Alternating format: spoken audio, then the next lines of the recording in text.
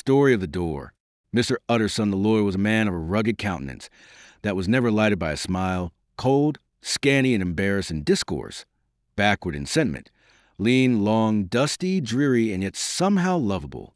At friendly meetings, and when the wine was to his taste, something eminently human beaconed from his eye, something indeed which never found its way into his talk, but which spoke not only in these silent symbols of the after-dinner face, but more often and loudly in the acts of his life. He was austere with himself, drank gin when he was alone, to mortify a taste for vintages, and though he enjoyed the theater, had not crossed the doors of one for 20 years. But he had an approved tolerance for others, sometimes wondering, almost with envy, at the high-pressure spirits involved in their misdeeds, and in any extremity inclined to help rather than to reprove. "I incline to Cain's heresy," he used to say quaintly. "I let my brother go to the devil in his own way." In this character, it was frequently his fortune to be the last reputable acquaintance and the last good influence in the lives of down-going men. And to such as these, so long as they came about his chambers, he never marked a shade of change in his demeanor. No doubt the feat was easy to Mr. Utterson, for he was undemonstrative at the best, and even his friendship seemed to be founded in a similar catholicity of good nature. It is the mark of a modest man to accept his friendly circle ready-made from the hands of opportunity, and that was the lawyer's way. His friends were those of his own blood, or those whom he had known the longest. His affections, like ivy, with the growth of time, they implied no aptness in the object. Hence, no doubt, the bond that united him to Mr. Richard Enfield, his distant kinsman, the well-known man about town. It was a nut to crack for many, what these two could see in each other, or what subject they could find in common. It was reported by those who encountered them in their Sunday walks, that they said nothing, looked singularly dull, and would hail with obvious relief the appearance of a friend. For all that, the two men put the greatest store by these excursions, counted them the chief jewel of each week, and not only set aside occasions of pleasure, but even resisted the calls of business, that they might enjoy them uninterrupted. It chanced on one of these rambles that their way led them down a by-street in a busy quarter of London. The street was small and what is called quiet, but it drove a thriving trade on the weekdays. The inhabitants were all doing well, it seemed, and all emulously hoping to do better still, and laying out the surplus of their gains in coquetry, so that the shop front stood along that thoroughfare with an air of invitation, like rows of smiling saleswomen. Even on Sunday, when it veiled its more florid charms and lay comparatively empty of passage, the street shone out in contrast to its dingy neighborhood, like a fire in a forest, and with its freshly painted shutters, well-polished brasses, and general cleanliness and gaiety of note, instantly caught and pleased the eye of the passenger. 2 doors from one corner, on the left hand going east, the line was broken by the entry of court, and just at that point, a certain sinister block of building thrust forward its gable on the street. It was 2 stories high, showed no window, nothing but a door on the lower story and a blind forehead of discolored wall on the upper, and bore in every feature the marks of prolonged and sordid negligence. The door, which was equipped with neither bell nor knocker, was blistered and disdained. Tramps slouched into the recess and struck matches on the panels. Children kept shop upon the steps. The schoolboy had tried his knife on the moldings, and for close on a generation, no one had appeared to drive away these random visitors or to repair their ravages. Mr. Enfield and the lawyer were on the other side of the by-street, but when they came abreast of the entry, the former lifted up his cane and pointed. "Did you ever remark that door?" he asked, and where his companion had replied in the affirmative.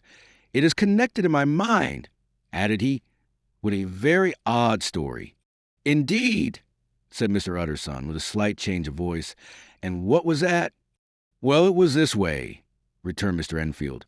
"I was coming home from some place at the end of the world, about 3 o'clock of a black winter morning, and my way lay through a part of town where there was literally nothing to be seen but lamps.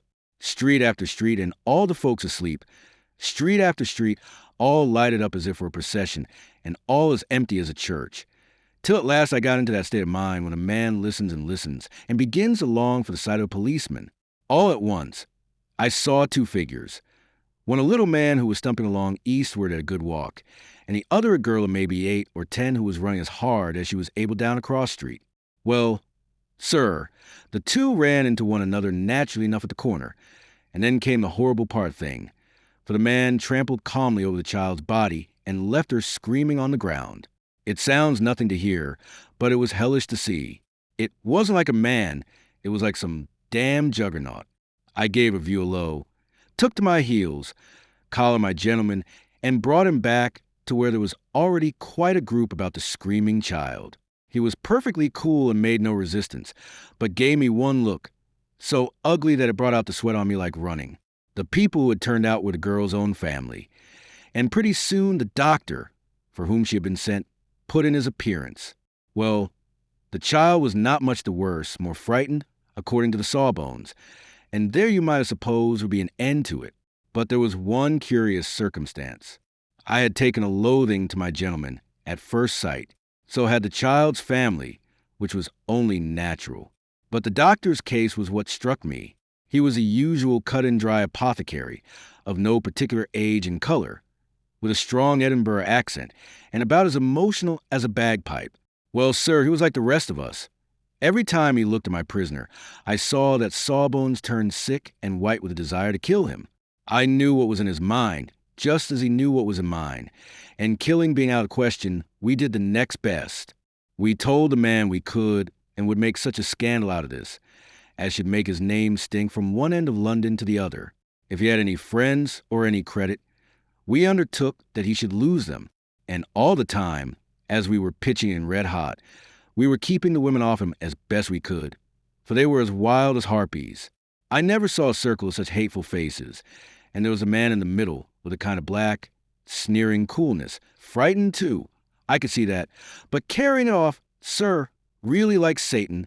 If you choose to make capital out of this accident, said he, I am naturally helpless.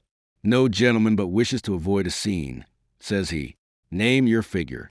Well, we screwed him up to £100 for the child's family. He would have clearly liked to stick out, but there was something about the lot of us that meant mischief, and at last he struck. The next thing was to get the money. And where do you think he carried us but to that place with the door?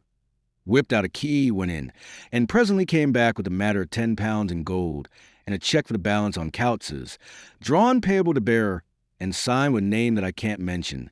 Those were the points of my story, but it was a name at least very well known and often printed. The figure was stiff, but the signature was good for more than that, if it was only genuine. I took the liberty of pointing out to my gentleman that the whole business looked apocryphal, and that a man does not, in real life, walk into a cellar door at 4 a.m. and come out with another man's check for close upon £100. But he was quite easy in sneering. Set your mind at rest, says he. I will stay with you till the bank's open and cash the check myself. So we all set off, the doctor and the child's father and our friend and myself, and passed the rest of the night in my chambers. And next day, when we had breakfasted, went in a body to the bank. I gave him the check myself, and said I had every reason to believe it was a forgery. Not a bit of it. The check was genuine. Tut, tut, said Mr. Utterson. I see you feel as I do, said Mr. Enfield. Yes, it's a bad story. For my man was a fellow that nobody could have to do with, a really damnable man. And the person that drew the check is the very pink of proprieties, celebrated too, and what makes it worse, one of your fellows who do what they call good. Blackmail, I suppose, an honest man paying through the nose for some of the capers of his youth. Blackmail House is what I call that place with the door, in consequence. Though even that, you know, is far from explaining all, he added, and with the words fell into a vein of musing. From this, he was recalled by Mr. Utterson asking rather suddenly, And you don't know if the drawer of the check lives there? A likely place, isn't it? Returned Mr. Enfield. But I happen to have noticed his address. He lives in some square or other. And you never asked about the place with the door, said Mr. Utterson. No, sir, I had a delicacy, was the reply. I feel very strongly about putting questions. It partakes too much of the style of the Day of Judgment. You start a question, and it's like starting a stone. You sit quietly on the top of a hill, and away the stone goes, starting others, and presently some bland old bird, the last you would have thought of, is knocked on the head in his own back garden, and the family have to change their name.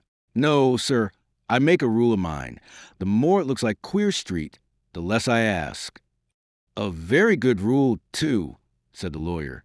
But I have studied the place for myself, continued Mr. Enfield. It seems scarcely a house. There's no other door, and nobody goes in or out of that one, but once in a great while, the gentleman of my adventure. There are 3 windows looking on the court on the first floor, none below. The windows are always shut, but they're clean. And then there's a chimney which is generally smoking. So somebody must live there, and yet it's not so sure, for the buildings are so packed together about that court that it's hard to say where one ends and another begins. The pair walked on again for a while in silence, and then, "Enfield," said Mr. Utterson, "that's a good rule of yours." "Yes, I think it is," returned Enfield. "But for all that," continued the lawyer, "there's one point I want to ask. I want to ask the name of that man who walked of a child." "Well," said Mr. Enfield, "I can't see what harm it would do. It was a man of the name of Hyde." "Hum," said Mr. Utterson. "What sort of a man is he to see?" "He is not easy to describe. There is something wrong with his appearance, something displeasing, something downright detestable. I never saw a man I so disliked, and yet I scarce know why. He must be deformed somewhere. He gives a strong feeling of deformity, although I couldn't specify the point. He's an extraordinary-looking man, and yet I really can name nothing out of the way. No, sir, I can make no hand of it. I can't describe him, and it's not one of memory, for I declare I can see him this moment." Mr. Utterson again walked some way in silence, and obviously under a weight of consideration. "You are sure he used a key?" he inquired at last. "My dear sir," began Enfield, surprised out of himself. "Yes, I know," said Utterson. "I know it must seem strange. The fact is, if I do not ask you the name of the other party, it is because I know it already. You see, Richard, your tale has gone home. If you have been inexact in any point, you had better correct it." "I think you might have warned me," returned the other, with a touch of sullenness. "But I have been pedantically exact, as you call it. The fellow had a key, and what's more, he has it still. I saw him use it not a week ago." Mr. Utterson sighed deeply, but said never a word, and the young man presently resumed. "Here is another lesson to say nothing," said he. "I am ashamed of my long tongue. Let us make a bargain never to refer to this again." "With all my heart," said the lawyer. "I shake hands on that, Richard. Search for Mr. Hyde." That evening Mr. Utterson came home to his bachelor house in somber spirits, and sat down to dinner without relish. It was his custom of a Sunday, when this meal was over, to sit close by the fire, a volume of some dry divinity on his reading desk, until the clock in the neighboring church rang out the hour of 12, when he would go soberly and gratefully to bed. On this night, however, as soon as the cloth was taken away, he took up a candle and went into his business room. There he opened his safe, took from the most private part of it a document endorsed on the envelope as Dr. Jekyll's will, and sat down with clouded brow to study its contents. The will was holograph, for Mr. Utterson, though he took charge of it now that it was made, had refused to lend the least assistance in the making of it. It provided not only that, in case of the decease of Henry Jekyll, M.D., DCL, LLD, FRS, etc., all his possessions were to pass into the hands of his friend and benefactor Edward Hyde, but that in case of Dr. Jekyll's disappearance or unexplained absence for any period exceeding 3 calendar months, the said Edward Hyde should step into the said Henry Jekyll's shoes without further delay and free from any burthen or obligation, beyond the payment of few small sums to the members of the doctor's household. This document had long been the lawyer's eyesore. It offended him both as a lawyer and as a lover of the sane and customary sides of life, to whom the fanciful was the immodest, and hitherto it was his ignorance of Mr. Hyde that had swelled his indignation. Now, by a sudden turn, it was his knowledge. It was already bad enough when the name was but a name of which he could learn no more. It was worse when it began to be clothed upon with detestable attributes, and out of the shifting, insubstantial mist that had so long baffled his eye, there leaped up the sudden, definite presentment of a fiend. "I thought it was madness," he said, as he replaced the obnoxious paper in the safe, "and now I begin to fear it is disgrace." With that he blew out his candle, put on a greatcoat, and set forth in the direction of Cavendish Square, that citadel of medicine, where his friend, the great Dr. Lanyon, had his house and received his crowding patients. If anyone knows, it will be Lanyon, he had thought. The solemn butler knew and welcomed him. He was subjected to no stage of delay, but ushered direct from the door to the dining room where Dr. Lanyon sat alone over his wine. This was a hearty, healthy, dapper, red-faced gentleman, with a shock of hair prematurely white and a boisterous and decided manner. At sight of Mr. Utterson, he sprang up from his chair and welcomed him with both hands. The geniality, as was the way of the man, was somewhat theatrical to the eye, but reposed on genuine feeling. For these two were old friends, old mates both at school and college, both thorough respecters of themselves and of each other, and, what does not always follow, men who thoroughly enjoyed each other's company. After a little rambling talk, the lawyer led up to the subject which so disagreeably preoccupied his mind. "I suppose, Lanyon," said he, "you and I must be the two oldest friends that Henry Jekyll has?" "I wish the friends were younger," chuckled Dr. Lanyon. "But I suppose we are. And what of that? I see little of him now." "Indeed," said Utterson. "I thought you had a bond of common interest." "We had," was the reply. "But it is more than 10 years since Henry Jekyll became too fanciful for me. He began to go wrong in mind. And though, of course, I continue to take an interest in him for old sake's sake, as they say, I see and I have seen devilish little of the man. Such unscientific balderdash," added the doctor, flushing suddenly purple, "would have a strange Damon and Pythias." This little spirit of temper was somewhat of a relief to Mr. Utterson. They have only differ on some point of science, he thought, and being a man of no scientific passions, except in the matter of conveyancing, he even added, "It is nothing worse than that." He gave his friend a few seconds to recover his composure, and then approached the question he had come to put. "Did you ever come across a protégé of his, one Hyde?" he asked. "Hyde?" repeated Lanyon. "No, never heard of him. Since my time." That was the amount of information that the lawyer carried back with him to the great, dark bed on which he tossed to and fro, until the small hours of the morning began to grow large. It was a night of little ease to his toiling mind, toiling in mere darkness and besieged by questions. 6 o'clock struck on the bells of the church that was so conveniently near to Mr. Utterson's dwelling, and still he was digging at the problem. Hitherto it had touched him on the intellectual side alone, but now his imagination also was engaged, or rather enslaved. And as he lay and tossed in the gross darkness of the night in the curtained room, Mr. Enfield's tale went by before his mind in a scroll of lighted pictures. He would be aware of the great field of lamps of a nocturnal city, then the figure of a man walking swiftly, then a child running from the doctor's, and then these met, and that human juggernaut trod the child down and passed on regardless of her screams.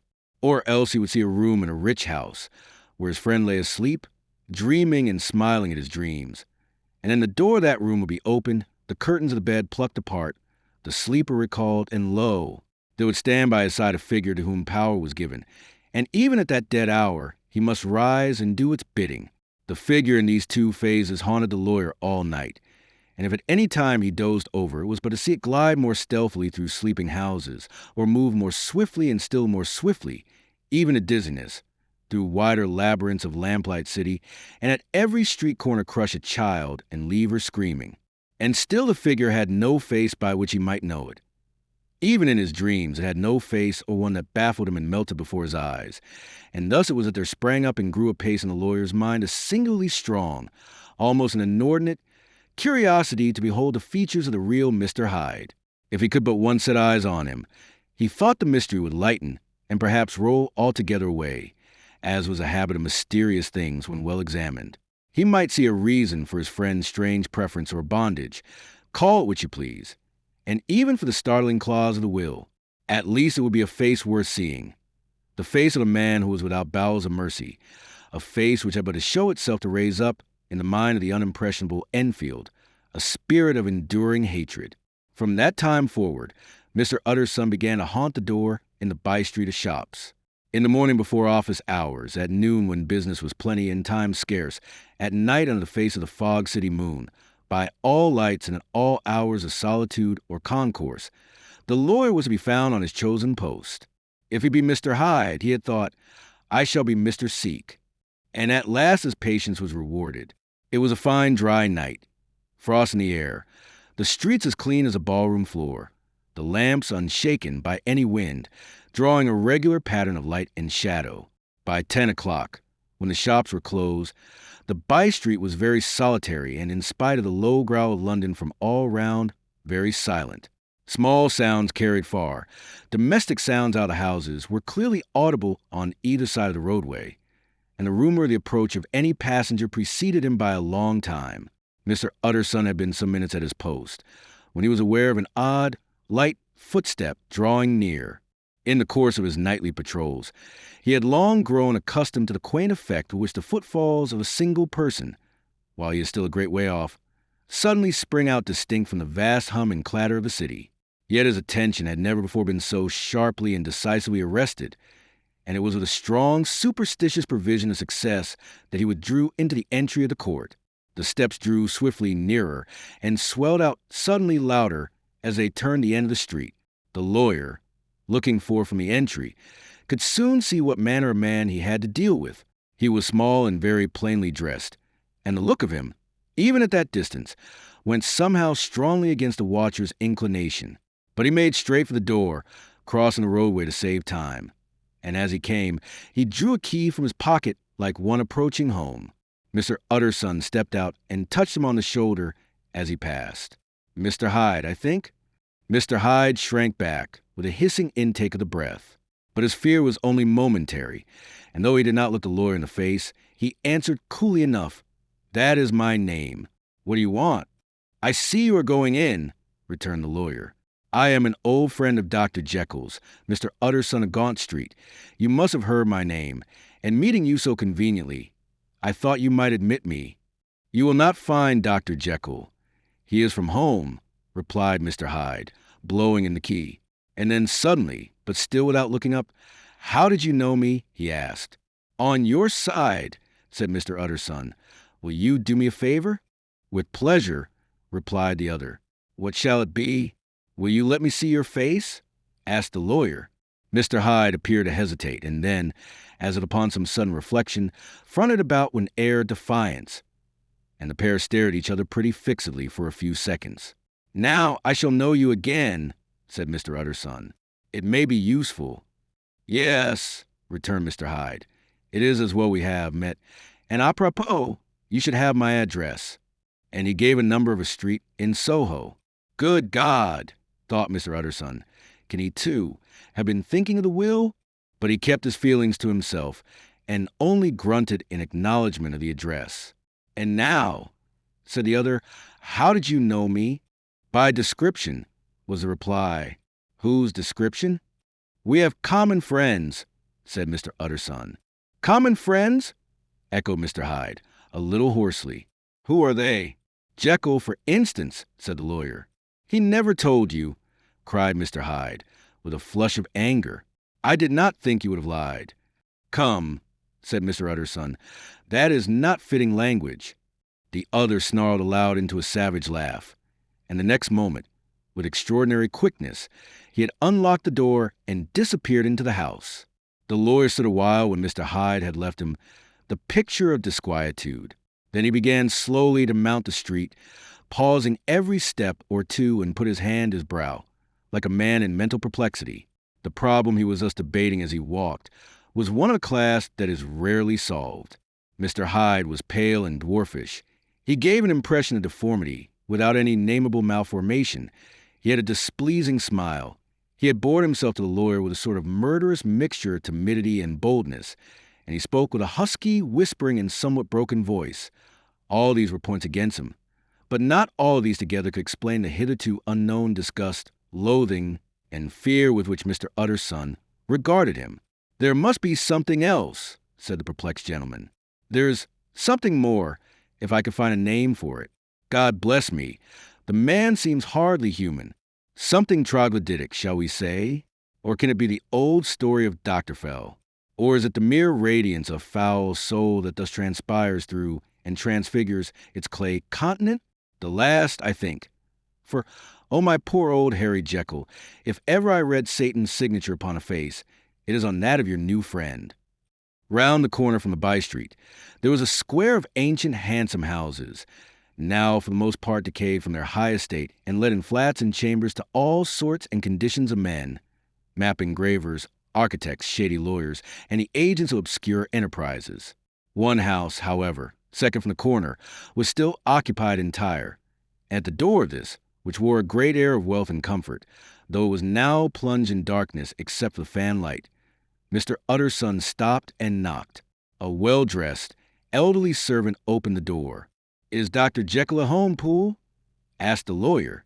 "I will see Mr. Utterson," said Poole, admitting the visitor, as he spoke, into a large, low-roofed, comfortable hall, paved with flags, warmed, after the fashion of a country house, by a bright, open fire, and furnished with costly cabinets of oak. "Will you wait here by the fire, sir? Or shall I give you a light in the dining room?" "Here, thank you," said the lawyer, and he drew near and leaned on the tall fender. This hall, in which he was now left alone, was a pet fancy of his friend the doctor's, and Utterson himself was wont to speak of it as the pleasantest room in London. But tonight there was a shudder in his blood. The face of Hyde sat heavy on his memory. He felt what was rare with him, a nausea and distaste of life, and in the gloom of his spirits, he seemed to read a menace in the flickering of the firelight on the polished cabinets and the uneasy starting of the shadow on the roof. He was ashamed of his relief when Poole presently returned to announce that Dr. Jekyll was gone out. "I saw Mr. Hyde go in by the old dissecting-room door, Poole," he said. "Is that right, when Dr. Jekyll is from home?" "Quite right, Mr. Utterson, sir," replied the servant. "Mr. Hyde has a key. Your master seems to repose a great deal of trust in that young man, Poole," resumed the other musingly. "Yes, sir, he do indeed," said Poole. "We have all orders to obey him." "I do not think I ever met Mr. Hyde?" asked Utterson. "Oh, dear no, sir. He never dines here," replied the butler. "Indeed, we see very little of him on this side of the house. He mostly comes and goes by the laboratory." "Well, good night, Poole." "Good night, Mr. Utterson." And the lawyer set out homeward with a very heavy heart. "Poor Harry Jekyll," he thought. "My mind misgives me he is in deep waters. He was wild when he was young, a long while ago to be sure. But in the law of God, there is no statute of limitations. Aye, it must be that, the ghost of some old sin, the cancer of some concealed disgrace. Punishment coming, P.D. Claudo, years after memory had forgotten and self-love condoned fault." And the lawyer, scared by the thought, brooded a while on his own past, groping in all the corners of memory, lest by chance some jack-in-the-box of an old iniquity should leap to light there. His past was fairly blameless. Few men could read the rolls of their life with less apprehension. Yet he was humbled to the dust by the many ill things he had done, and raised up again into a sober and fearful gratitude by the many that he had come so near to doing, yet avoided. And then by a return on his former subject, he conceived a spark of hope. This Master Hyde, if he were studied, thought he, must have secrets of his own, black secrets, by the look of him, secrets compared to which poor Jekyll's worst would be like sunshine. Things cannot continue as they are. It turns me cold to think of this creature stealing like a thief to Harry's bedside. Poor Harry, what awakening! And the danger of it. For this Hyde suspects the existence of the will he may grow impatient to inherit. I must put my shoulder to the wheel if Jekyll will but let me, he added. If Jekyll will only let me. For once more he saw before his mind's eye, as clear as a transparency, the strange clauses of the will. Dr. Jekyll was quite at ease. A fortnight later, by excellent good fortune, the doctor gave one of his pleasant dinners to some 5 or 6 old cronies, all intelligent, reputable men, and all judges of good wine, and Mr. Utterson so contrived that he remained behind after the others had departed. This was no new arrangement, but a thing that had befallen many scores of times. Where Utterson was liked, he was liked well. Hosts loved to detain the dry lawyer, when the light-hearted and the loose-tongued had already their foot on the threshold. They liked to sit a while in his unobtrusive company, practicing for solitude, sobering their minds in a man's rich silence after the expense and strain of gaiety. To this rule, Dr. Jekyll was no exception, and as he now sat on the opposite side of the fire, a large, well-made, smooth-faced man of 50, with something of a slyish cast perhaps, but every mark of capacity and kindness, you could see by his looks that he cherished for Mr. Utterson a sincere and warm affection. "I have been wanting to speak to you, Jekyll," began the latter. "You know that will of yours?" A close observer might have gathered that the topic was distasteful, but the doctor carried it off gaily. "My poor Utterson," said he, "you are unfortunate in such a client. I never saw a man so distressed as you were by my will, unless it were that hide-bound pedant Lanyon, at what he called my scientific heresies. Oh, I know he's a good fellow. You needn't frown, an excellent fellow, and I always mean to see more of him. But a hide-bound pedant for all that, an ignorant, blatant pedant. I was never more disappointed in any man than Lanyon. You know I never approved of it, pursued Utterson, ruthlessly disregarding the fresh topic. My will? Yes, certainly I know that, said the doctor, a trifle sharply. You have told me so. Well, I tell you so again, continued the lawyer. I have been learning something of young Hyde. The large, handsome face of Dr. Jekyll grew pale to the very lips, and there came a blackness about his eyes. I do not care to hear more, said he. This is a matter I thought we had agreed to drop. What I heard was abominable, said Utterson. It can make no change. You do not understand my position, returned the doctor, with a certain incoherency of manner. I am painfully situated, Utterson. My position is a very strange one. It is one of those affairs that cannot be mended by talking.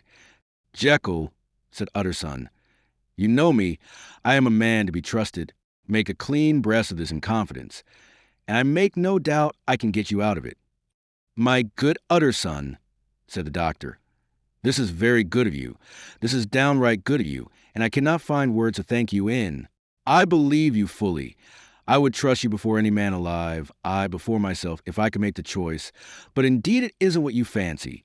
It is not so bad as that. And just put your good heart at rest, I will tell you one thing. The moment I choose, I can be rid of Mr. Hyde. I give you my hand upon that.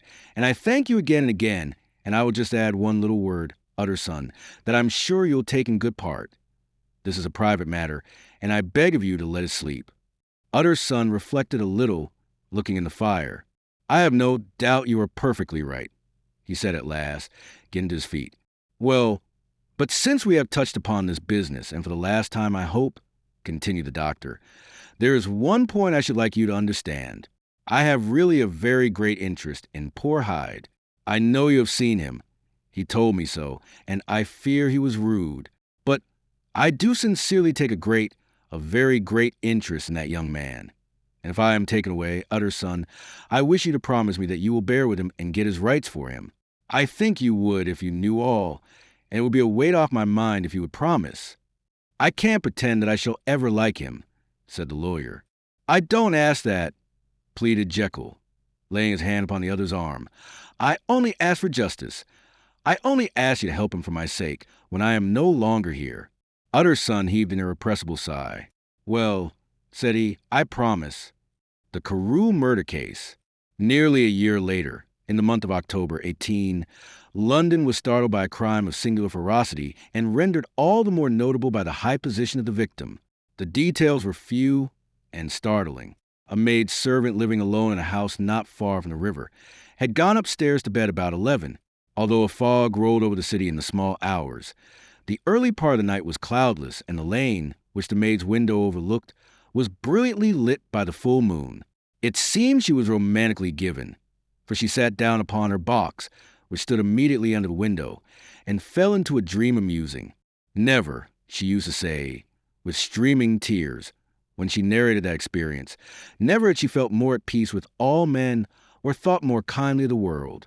And as she so said, she became aware of an aged and beautiful gentleman with white hair, drawing near along the lane, and advancing to meet him, another and very small gentleman, to whom at first she paid less attention. When they had come within speech, which was just under the maid's eyes, the older man bowed and accosted the other with a very pretty manner of politeness. It did not seem as if the subject of his address were of great importance. Indeed, from his pointing, it sometimes appeared as if he were only inquiring his way, but the moon shone on his face as he spoke, and the girl was pleased to watch it. It seemed to breathe such an innocent and old-world kindness of disposition, yet with something high, too, as of a well-founded self-content. Presently her eye wandered to the other, and she was surprised to recognize in him a certain Mr. Hyde, who had once visited her master, and for whom she conceived a dislike. He had in his hand a heavy cane, with which he was trifling, but he answered never a word, and seemed to listen with an ill-contained impatience. And then all of a sudden he broke out in a great flame of anger, stamping with his foot, brandishing the cane, and carrying on, as the maid described it, like a madman. The old gentleman took a step back, with the air of one very much surprised and a trifle hurt, and at that Mr. Hyde broke out of all bounds and clubbed him to the earth. And next moment, with ape-like fury, he was trampling his victim underfoot and hailing down a storm of blows, under which the bones were audibly shattered and the body jumped upon the roadway. At the horror of these sights and sounds, the maid fainted.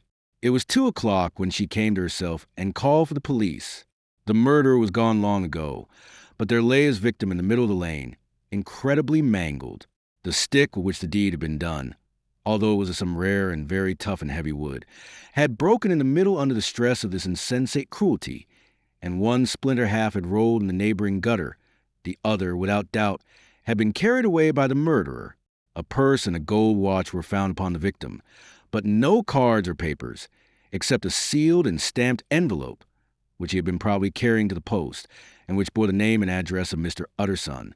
This was brought to the lawyer the next morning, before he was out of bed, and he had no sooner seen it and been told the circumstances than he shot out a solemn lip. "I shall say nothing till I have seen the body," said he. "This may be very serious. Have the kindness to wait while I dress." And with the same grave countenance, he hurried through his breakfast and drove to the police station, whither the body had been carried. As soon as he came into the cell, he nodded. "Yes," said he, "I recognize him. I am sorry to say that this is Sir Danvers Carew."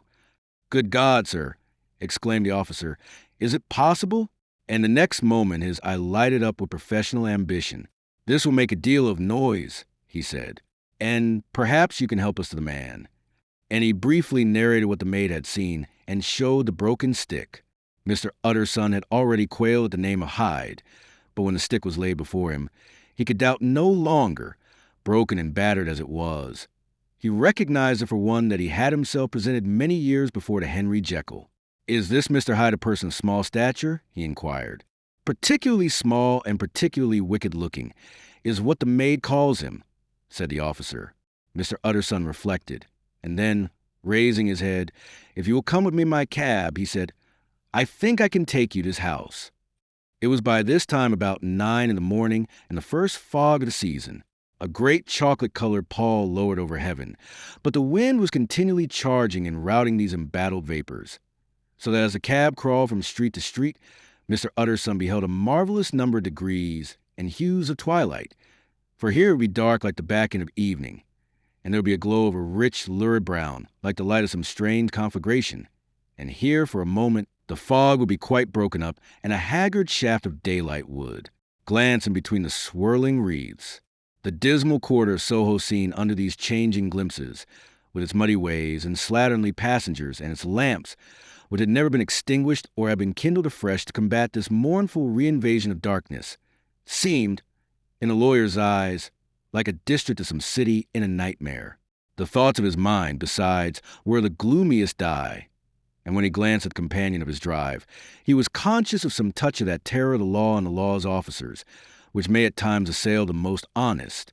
As the cab drew up before the address indicated, the fog lifted a little and showed him a dingy street, a gin palace, a low French eating-house, a shop for the retail of penny numbers and two-penny salads, many ragged children huddled in the doorways, and many women of different nationalities passing out, key in hand, to have a morning glass.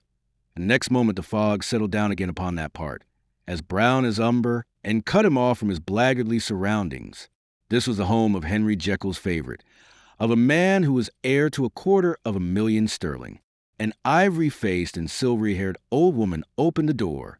She had an evil face, smoothed by hypocrisy, but her manners were excellent. Yes, she said, this was Mr. Hyde's, but he was not at home. He had been in that night very late, but had gone away again in less than an hour. There was nothing strange in that. His habits were very irregular, and he was often absent. For instance, it was nearly 2 months since she had seen him till yesterday. "Very well, then, we wish to see his rooms," said the lawyer.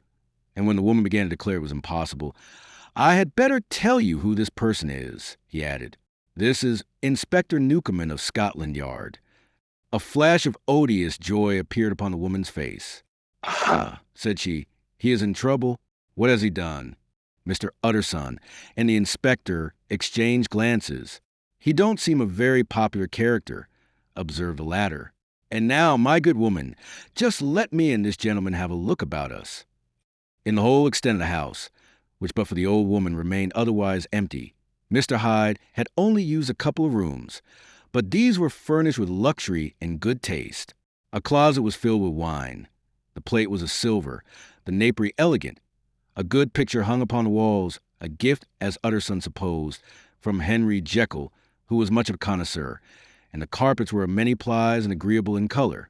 At this moment, however, the rooms bore every mark of having been recently and hurriedly ransacked. Clothes lay about the floor, with their pockets inside out. Lock-fast drawers stood open, and on the hearth there lay a pile of gray ashes, as though many papers had been burned. From these embers the inspector disinterred the butt end of a green checkbook, which had resisted the action of the fire. The other half of the stick was found behind the door, and as this clinched his suspicions, the officer declared himself delighted. A visit to the bank, where several £1,000s were found to be lying to the murderer's credit, completed his gratification. "You may depend upon it, sir," he told Mr. Utterson, "I have him in my hand. He must have lost his head, or he never would have left the stick, or, above all, burned the checkbook.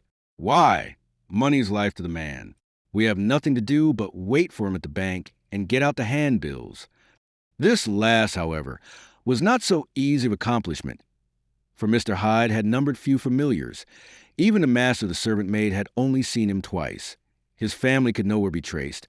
He had never been photographed, and the few who could describe him differed widely, as common observers will.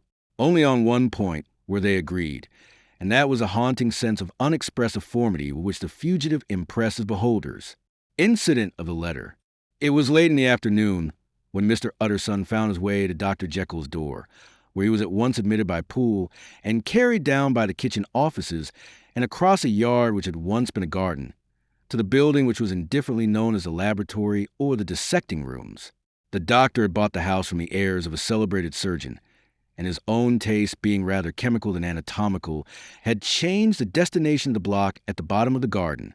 It was the first time that the lawyer had been received in that part of his friend's quarters, and he eyed the dingy, windowless structure with curiosity, and gazed round with distasteful sense of strangeness as he crossed the theater, once crowded with eager students and now lying gaunt and silent, the tables laden with chemical apparatus, the floor strewn with crates and littered with packing straw, and the light falling dimly through the foggy cupola.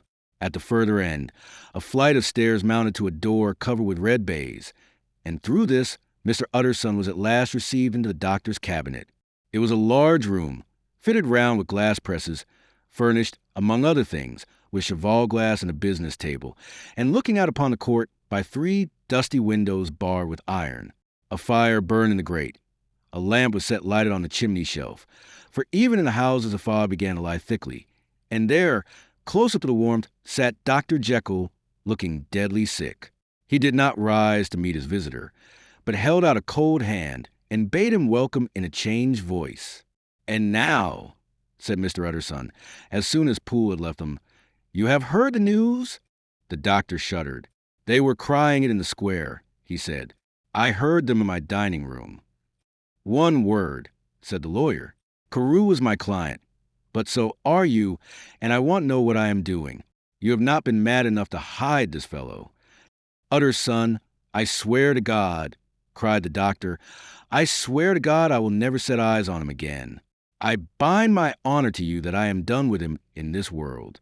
It is all at an end. And indeed he does not want my help. You do not know him as I do. He is safe, he is quite safe.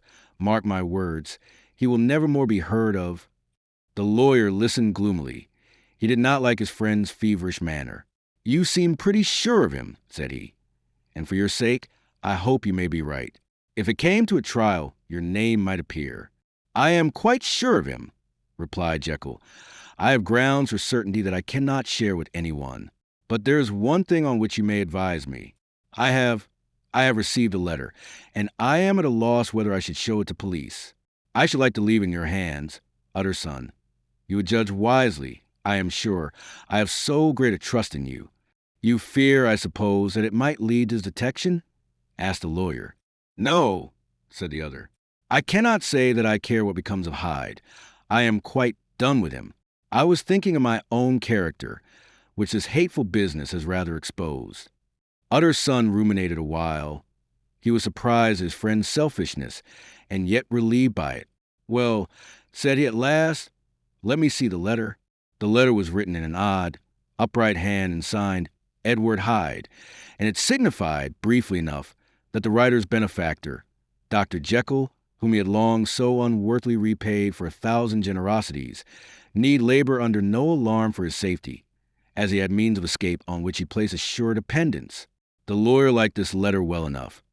It put a better color on the intimacy than he had looked for, and he blamed himself for some of his past suspicions. Have you the envelope? He asked.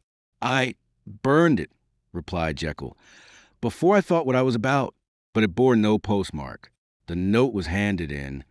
Shall I keep this and sleep upon it? Asked Utter's son.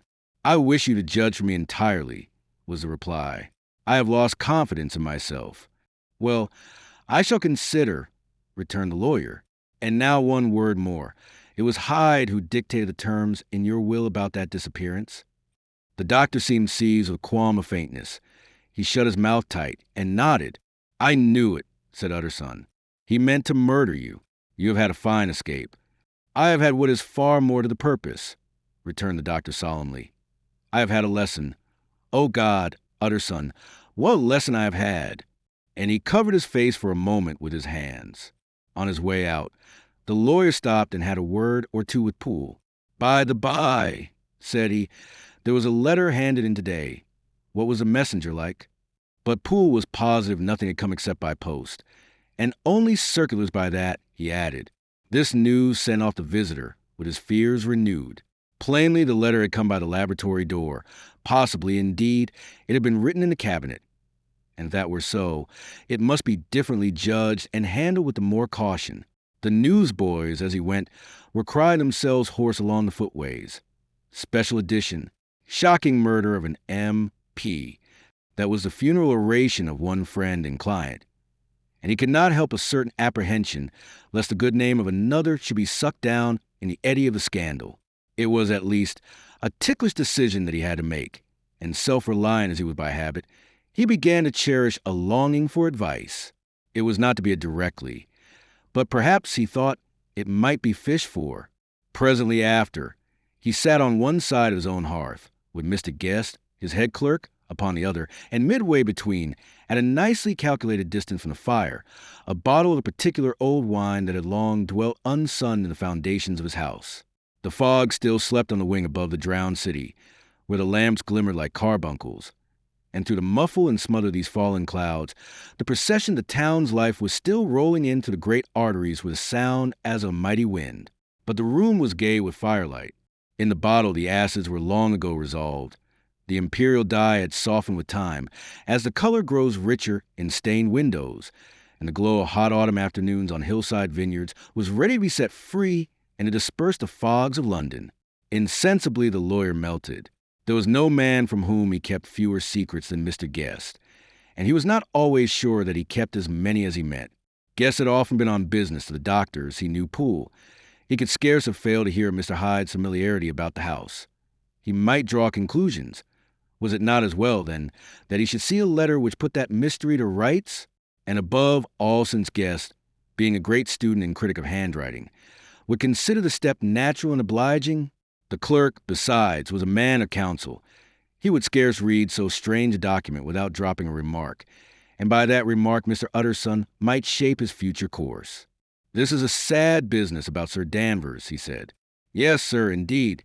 It has elicited a great deal of public feeling, returned Guest. The man, of course, was mad. I should like to hear your views on that, replied Utter's son. I have a document here in his handwriting. It is between ourselves, for I scarce know what to do about it. It is an ugly business at the best. But there it is, quite in your way a murderer's autograph.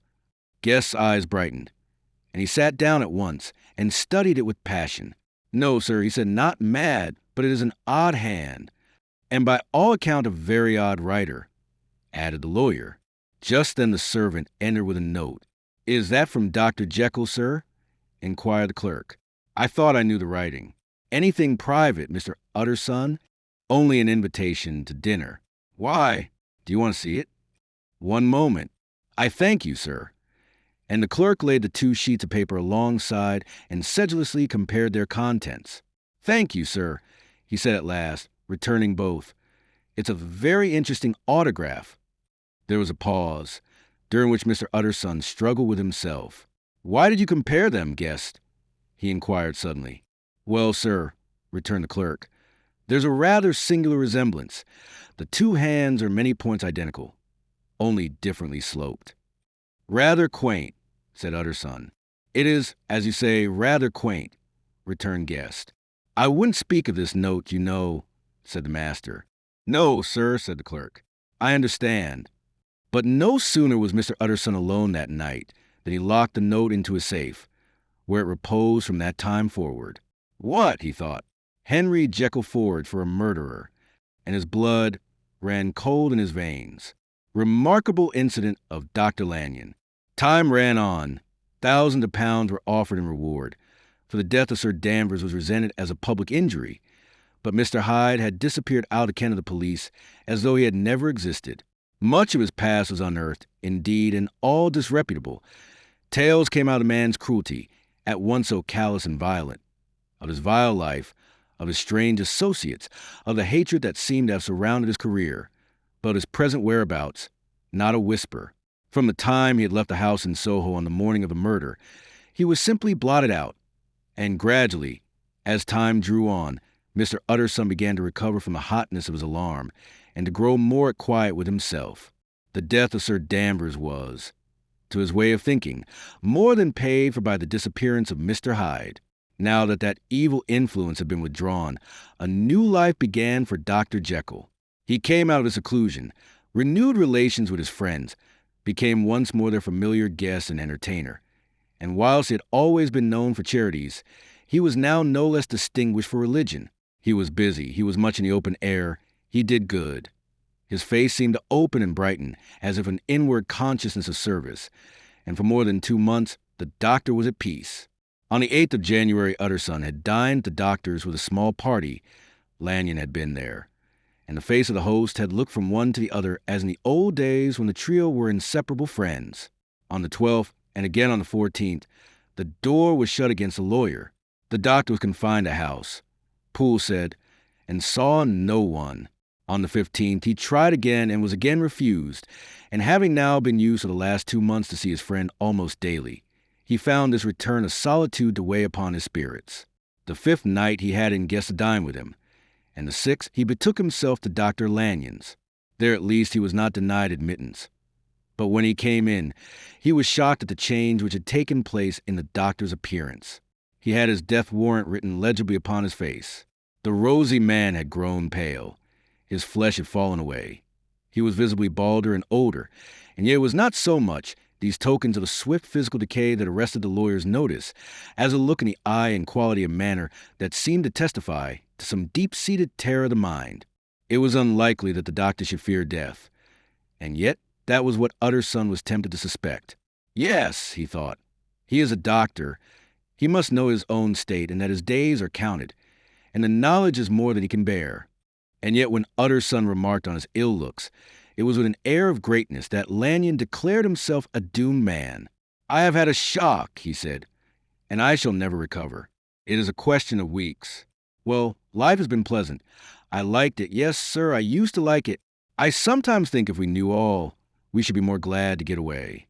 "Jekyll is ill, too," observed Utterson. "Have you seen him?" But Lanyon's face changed, and he held up a trembling hand. "I wish to see or hear no more of Dr. Jekyll," he said in a loud, unsteady voice. "I am quite done with that person, and I beg that you will spare me any allusion to one whom I regard as dead." "Tut, tut," said Mr. Utterson, and then after a considerable pause, "Can I do anything?" he inquired. "We are 3 very old friends, Lanyon. We shall not live to make others." "Nothing can be done," returned Lanyon. "Ask himself." "He will not see me," said the lawyer. "I am not surprised at that. was the reply. Some day, Utterson, after I am dead, you may perhaps come to learn the right and wrong of this. I cannot tell you. And in the meantime, if you can sit and talk with me of other things, for God's sake, stay and do so. But if you cannot keep clear of this accursed topic, then, in God's name, go, for I cannot bear it. As soon as he got home, Utterson sat down and wrote to Jekyll, complaining of his exclusion from the house, and asking the cause of this unhappy break with Lanyon. And the next day brought him a long answer, often very pathetically worded, and sometimes darkly mysterious in drift. The quarrel with Lanyon was incurable. I do not blame our old friend, Jekyll wrote, but I share his view that we must never meet. I mean from henceforth to lead a life of extreme seclusion. You must not be surprised, nor must you doubt my friendship, if my door is often shut even to you. You must suffer me to go my own dark way. I have brought on myself a punishment and a danger that I cannot name. If I am the chief of sinners, I am the chief of sufferers also. I could not think that this earth contained a place for sufferings and terrors so unmanning. And you can do but one thing, Utterson, to lighten this destiny, and that is to respect my silence. Utterson was amazed. The dark influence of Hyde had been withdrawn. The doctor had returned to his old tasks and amities. A week ago, the prospect had smiled with every promise of a cheerful and an honored age. And now in a moment friendship and peace of mind and the whole tenor of his life were wrecked. So great and unprepared a change pointed to madness. But in view of Lanyon's manner and words, there must lie for it some deeper ground. A week afterwards Dr. Lanyon took to his bed, and in something less than a fortnight he was dead. The night after the funeral, at which he had been sadly affected, Utterson locked the door of his business room, and sitting there by the light of a melancholy candle, drew out and set before him an envelope addressed by the hand and sealed with the seal of his dead friend. Private, for the hands of G.J., Utterson alone, and in case of his predeceased to be destroyed unread, so it was emphatically superscribed, and the lawyer dreaded to behold the contents. I have buried one friend today, he thought. What if this should cost me another? And then he condemned the fear as a disloyalty and broke the seal. Within there was another enclosure, likewise sealed and marked upon the cover as not to be opened till the death or disappearance of Dr. Henry Jekyll. Utterson could not trust his eyes. Yes, it was disappearance. Here again, as in the mad will which he had long ago restored to its author, here again were the idea of a disappearance and the name of Henry Jekyll bracketed. But in the will, that idea had sprung from the sinister suggestion of the man Hyde. It was set there with a purpose all too plain and horrible. Written by the hand of Lanyon, what should it mean? A great curiosity came on the trustee to disregard the prohibition and dive at once to the bottom of these mysteries. But professional honor and faith to his dead friend were stringent obligations, and the packet slept in the inmost corner of his private safe. It is one thing to mortify curiosity, another to conquer it, and it may be doubted if, from that day forth, Utterson desired the society of his surviving friend with the same eagerness. He thought of him kindly, but his thoughts were disquieted and fearful. He went to call indeed, but he was perhaps relieved to be denied admittance. Perhaps in his heart, he preferred to speak with Poole upon the doorstep and surrounded by the air and sounds of the open city, rather than to be admitted into that house of voluntary bondage, and to sit and speak with inscrutable recluse. Poole had, indeed, no very pleasant news to communicate. The doctor, it appeared, now more than ever confined himself to the cabinet over the laboratory, where he would sometimes even sleep. He was out of spirits. He had grown very silent. He did not read. It seemed as if he had something on his mind. Utterson became so used to the unvarying character of these reports that he fell off little by little in the frequency of his visits. Incident at the window. It chanced on Sunday, when Mr. Utterson was on his usual walk with Mr. Enfield, that their way lay once again to the by-street, and that when they came in front of the door, both stopped to gaze on it. Well, said Enfield, that story's at an end at least. We shall never see more of Mr. Hyde. I hope not, said Utterson. Did I ever tell you that I once saw him and shared your feeling of repulsion?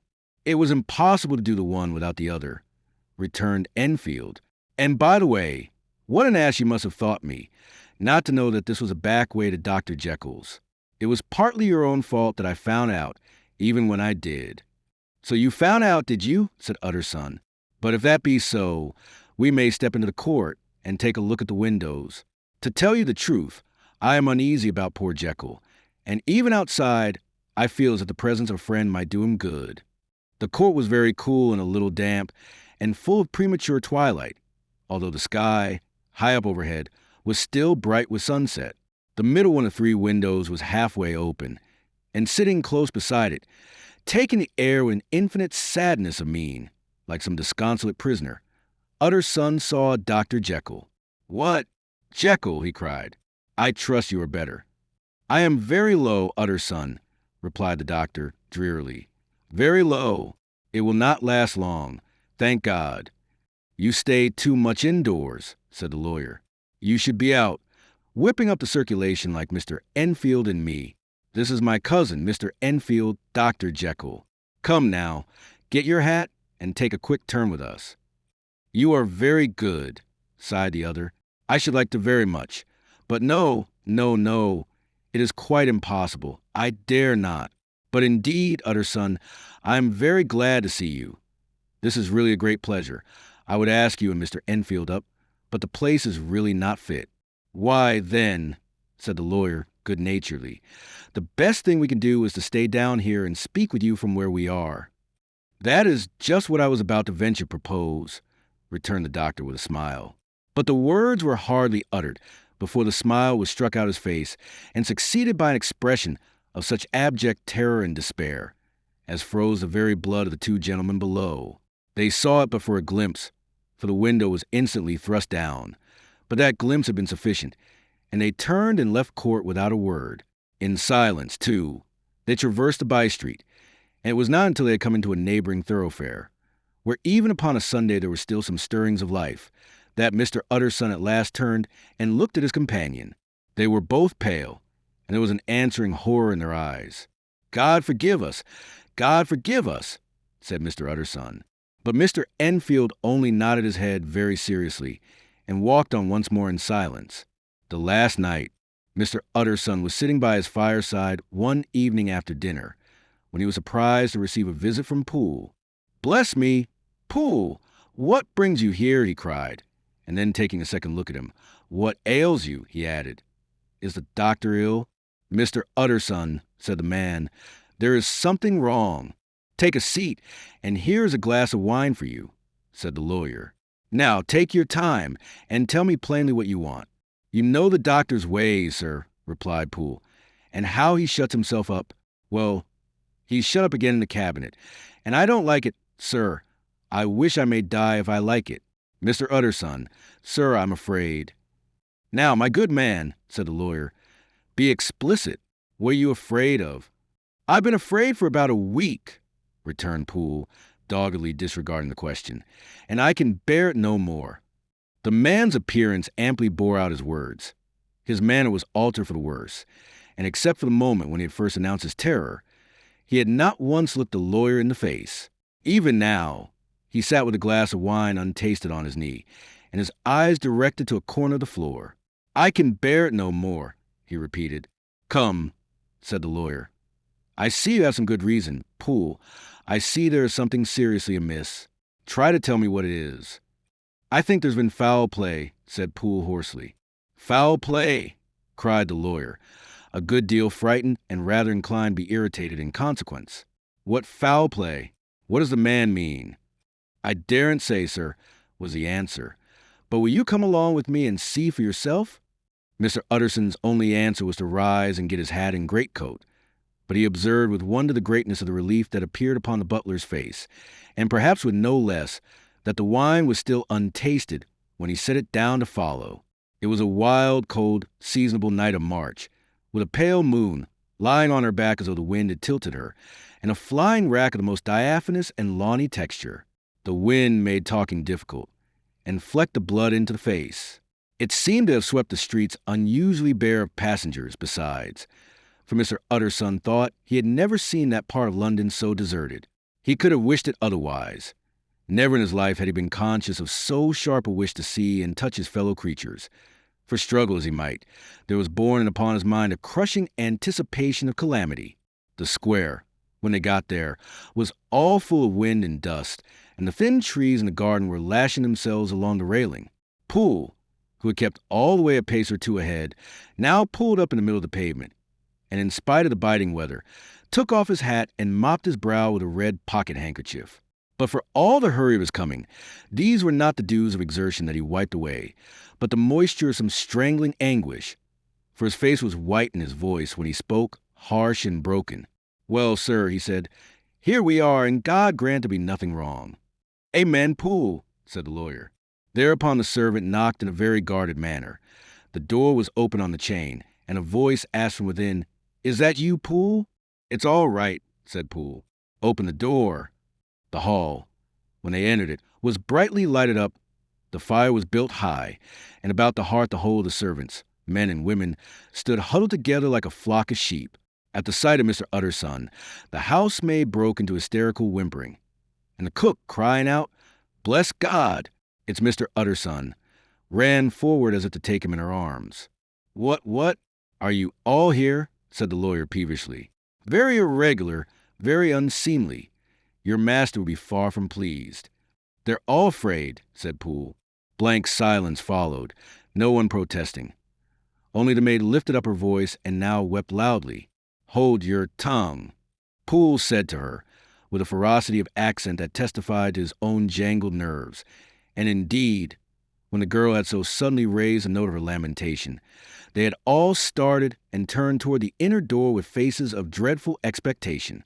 "And now," continued the butler, addressing the night boy, "reach me a candle, and we'll get this through hands at once." And then he begged Mr. Utterson to follow him, and led the way to the back garden. "Now, sir," said he, "you come as gently as you can. I want you to hear, and I don't want you to be heard. And see here, sir, if by any chance it was to ask you in, don't go."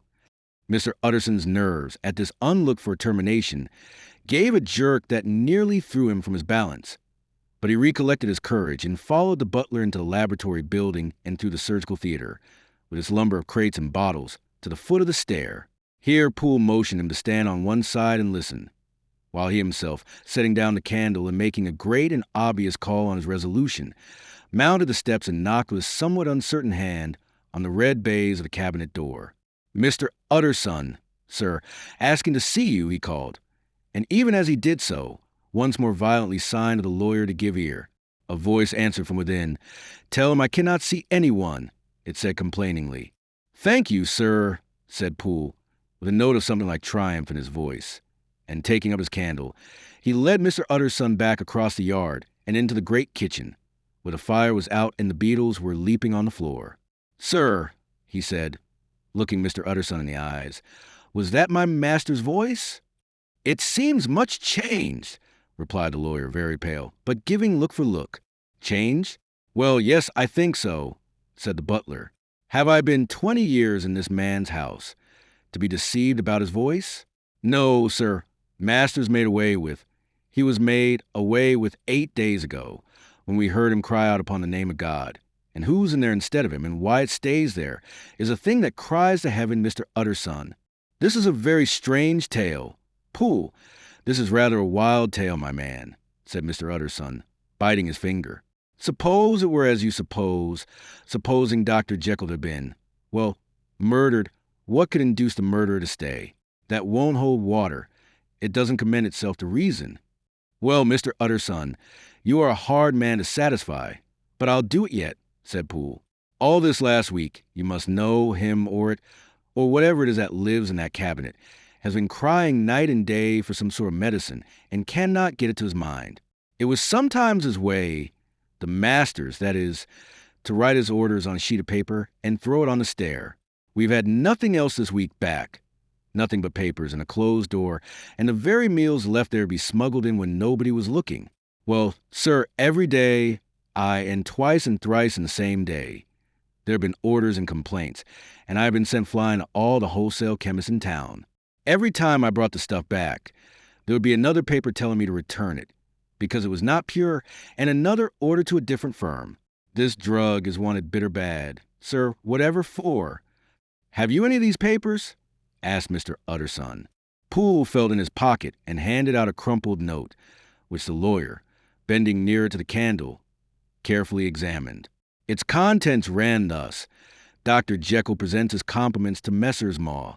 He assures them that their last sample is impure and quite useless for his present purpose. In the year 18, Dr. J purchased a somewhat large quantity from Messrs. M. He now begs them to search with the most sedulous care, and should any of the same quality be left, to forward it to him at once. Expense is no consideration. The importance of this to Dr. J can hardly be exaggerated. So far the letter had run composedly enough. But here, with a sudden splutter of the pen, the writer's emotion had broken loose. For God's sake, he had added, find me some of the old. This is a strange note, said Mr. Utterson, and then sharply, how do you come to have it open? The man at Maw's was main angry, sir, and he threw it back to me like so much dirt, returned Poole. This is unquestionably the doctor's hand, do you know? Resumed the lawyer. I thought it looked like it, said the servant rather sulkily, and then with another voice, but what matters hand of right, he said. I've seen him. Seen him? Repeated Mr. Utterson. Well, that's it, said Poole. It was this way. I came suddenly into the theater from the garden. It seems it slipped out to look for this drug, or whatever it is, for the cabinet door was open, and there he was at the far end of the room, digging among the crates. He looked up when I came in, gave a kind of cry, and whipped upstairs into the cabinet. It was but for 1 minute that I saw him, but the hair stood upon my head like quills. Sir, if that was my master, why had he a mask upon his face? If it was my master, why did he cry out like a rat and run for me? I have served him long enough. And then the man paused and passed his hand over his face. These are all very strange circumstances, said Mr. Utterson, but I think I begin to see daylight.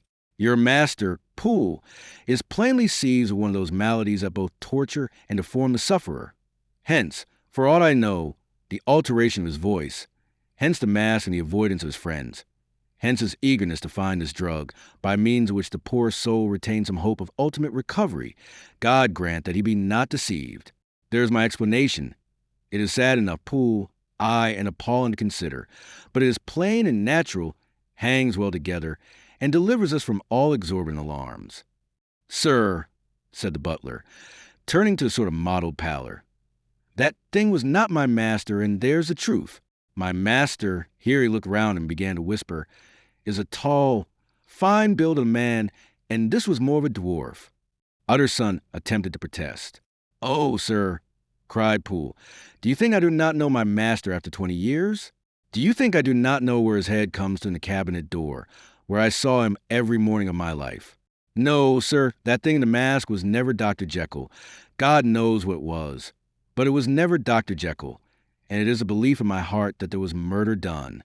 Poole, replied the lawyer, if you say that, it will become my duty to make certain. Much as I desire to spare your master's feelings, much as I am puzzled by this note, which seems to prove him to be still alive, I shall consider it my duty to break in that door. Mr. Utterson, that's talking, cried the butler. And now comes the second question, resumed Utterson. Who is going to do it? Why, you and me, was the undaunted reply. That's very well said, returned the lawyer. And whatever comes of it, I shall make it my business to see you are no loser. There's an axe in the theater, continued Poole, and you might take the kitchen poker for yourself. The lawyer took that rude but weighty instrument into his hand and balanced it. Do you know, Poole, he said, looking up, that you and I are about to place ourselves in position of some peril?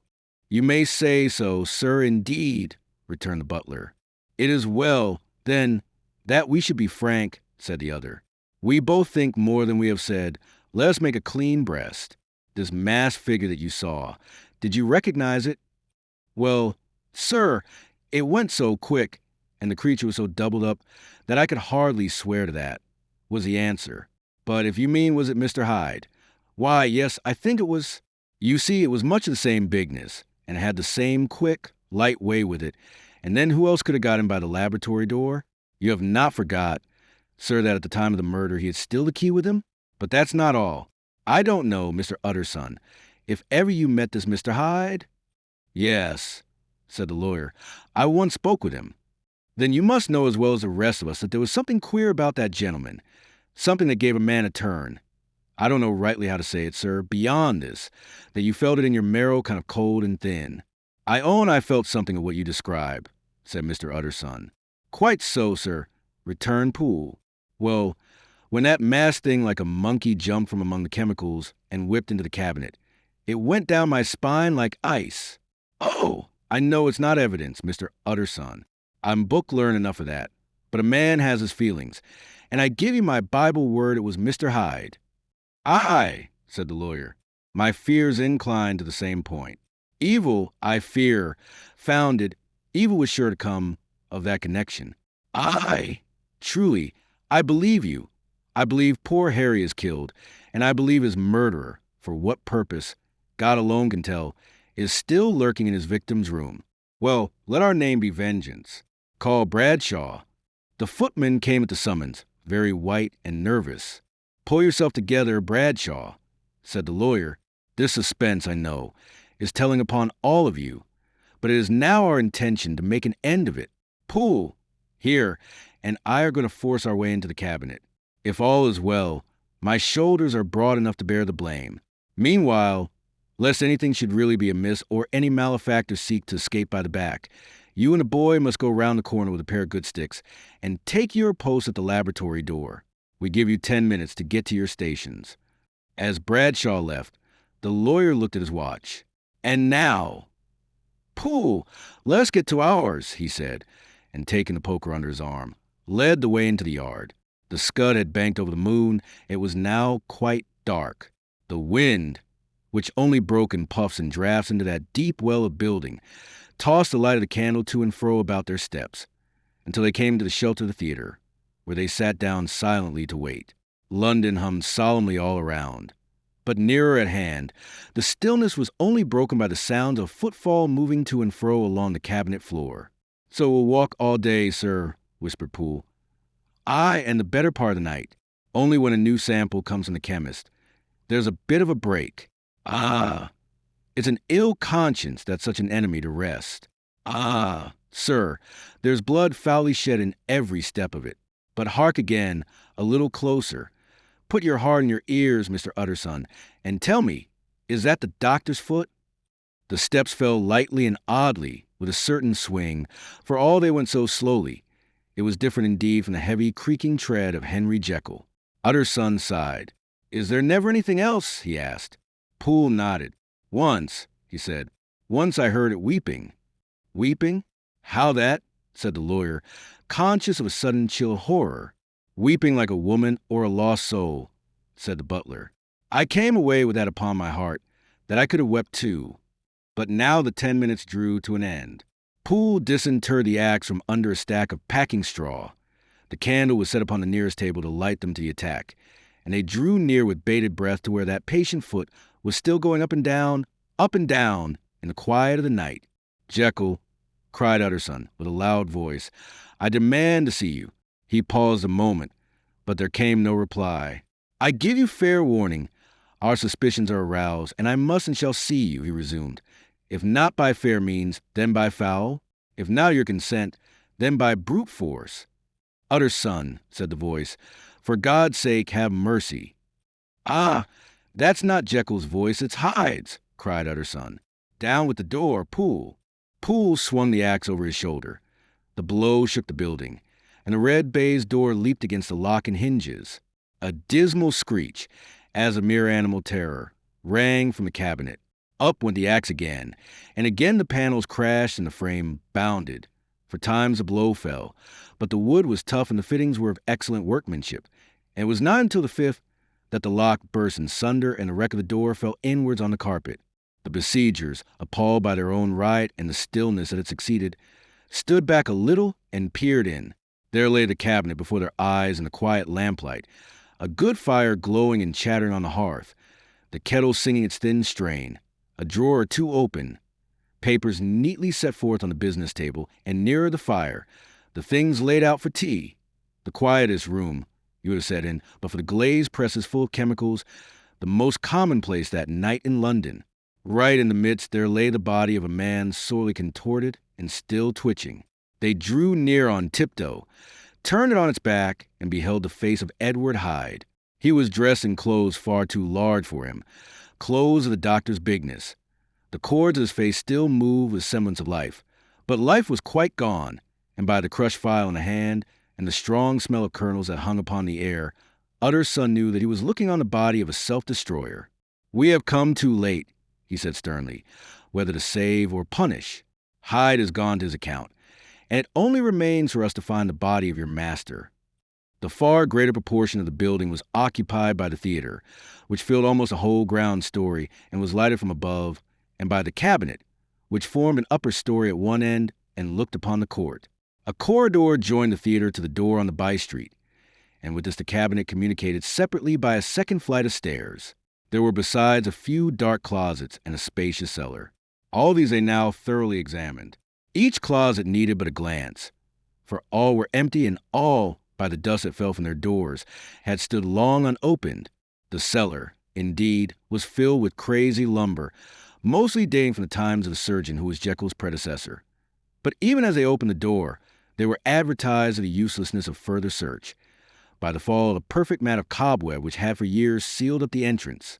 Nowhere was there any trace of Henry Jekyll, dead or alive. Poole stamped on the flags of the corridor. "He must be buried here," he said, hearkening to the sound. "Or he may have fled," said Utterson, and he turned to examine the door in the by-street. It was locked, and lying nearby on the flags, they found the key already stained with rust. "This does not look like use," observed the lawyer. "Use," echoed Poole. "Do you not see, sir, it is broken, much as if a man had stamped on it?" "Aye," continued Utterson, "and the fractures, too, are rusty." The two men looked at each other with a scare.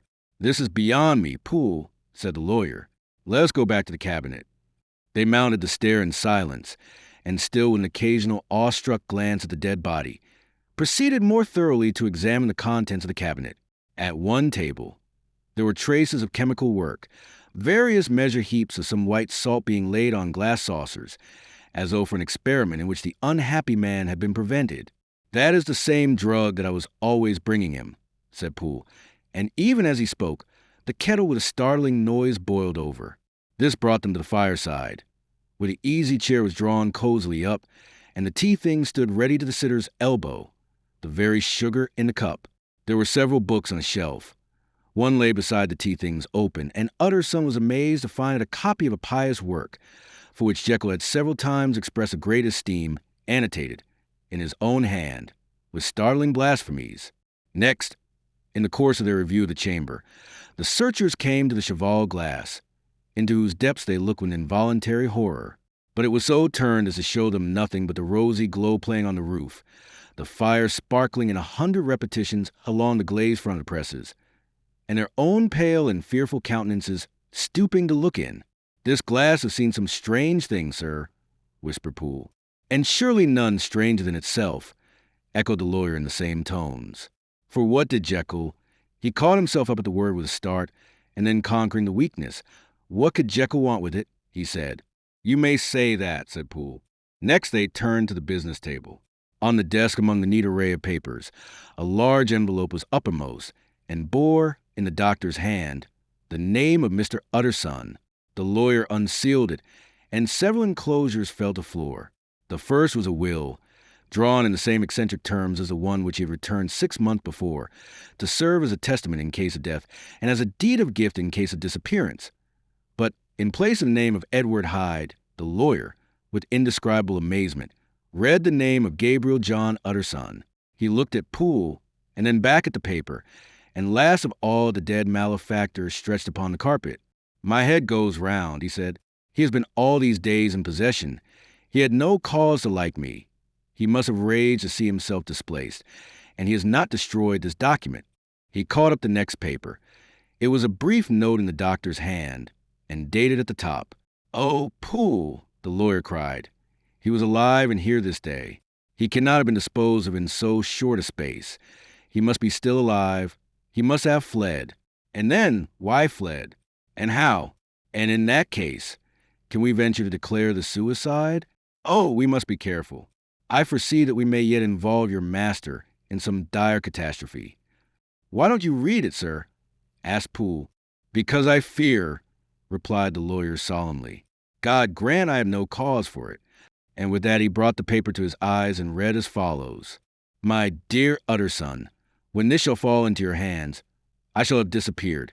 Under what circumstances I have not the penetration foresee, but my instinct and all the circumstances of my nameless situation tell me that the end is sure and must be early. Go, then, and first read the narrative which Lanyon warned me he was to place in your hands. And if you care to hear more, turn to the confession of your unworthy and unhappy friend, Henry Jekyll. There was a third enclosure? Asked Utterson. Here, sir, said Poole, and gave into his hands a considerable packet sealed in several places. The lawyer put in his pocket. I would say nothing of this paper. If your master has fled or is dead, we may at least save his credit. It is now 10. I must go home and read these documents in quiet, but I shall be back before midnight, when we shall send for police. They went out, locking the door of the theater behind them, and Utterson, once more leaving the servants gathered about the fire in the hall, trudged back to his office to read the 2 narratives in which this mystery was now to be explained. Dr. Lanyon's narrative.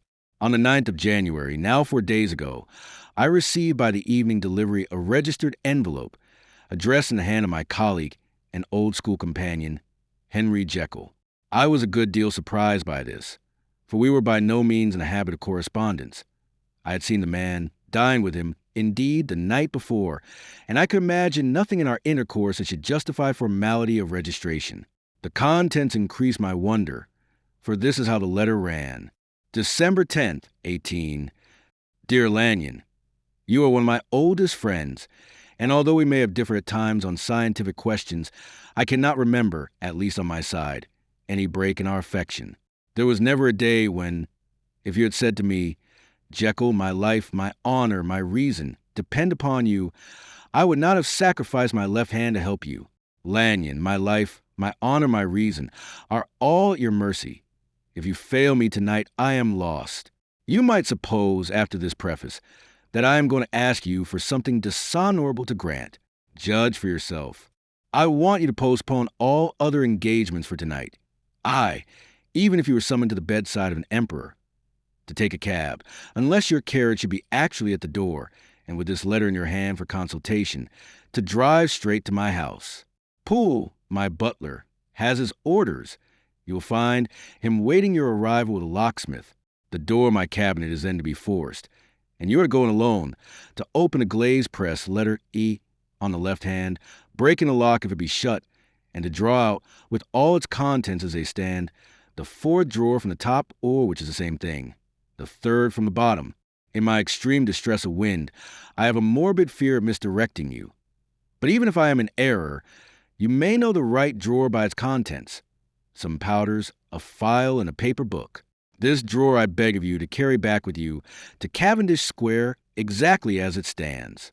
That is the first part of the service. Now for the second, you should be back, if you set out at once on the receipt of this, long before midnight. But I will leave you that amount of margin, not only in the fear of one of those obstacles that can neither be prevented nor foreseen, but because an hour when your servant are in bed is to be preferred for what will then remain to do. At midnight, then, I have to ask you to be alone in your consulting room, to admit with your own hand into the house a man who will present himself in my name, and to place in his hands a drawer that you will have brought with you from my cabinet. Then you will have played your part, and earned my gratitude completely.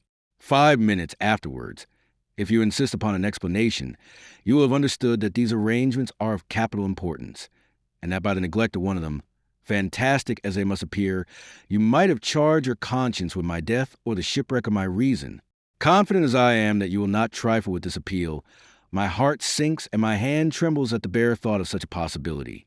Think of me at this hour, in a strange place, laboring under a blackness of distress that no fancy can exaggerate, and yet well aware that, if you will but punctually serve me, my troubles will roll away like a story that is told. Serve me, my dear Lanyon, and save. Your friend, H.J. P.S. I had already sealed this up when a fresh terror struck upon my soul. It is possible that the post office may fail me, and this letter not come into your hands until tomorrow morning. In that case, dear Lanyon, Do my errand when it shall be most convenient for you in the course of the day, and once more expect my messenger at midnight. It may then already be too late, and if that night passes without event, you will know that you have seen the last of Henry Jekyll. Upon the reading of this letter, I made sure my colleague was insane, but till it was proved beyond the possibility of doubt, I felt bound to do as he requested. The less I understood of this farrago, the less I was in position to judge of its importance, and an appeal so worded could not be set aside without a grave responsibility. I rose accordingly from table, got into a hansom, and drove straight to Jekyll's house. The butler was awaiting my arrival. He had received by the same post as mine a registered letter of instruction, and had sent at once for a locksmith and a carpenter.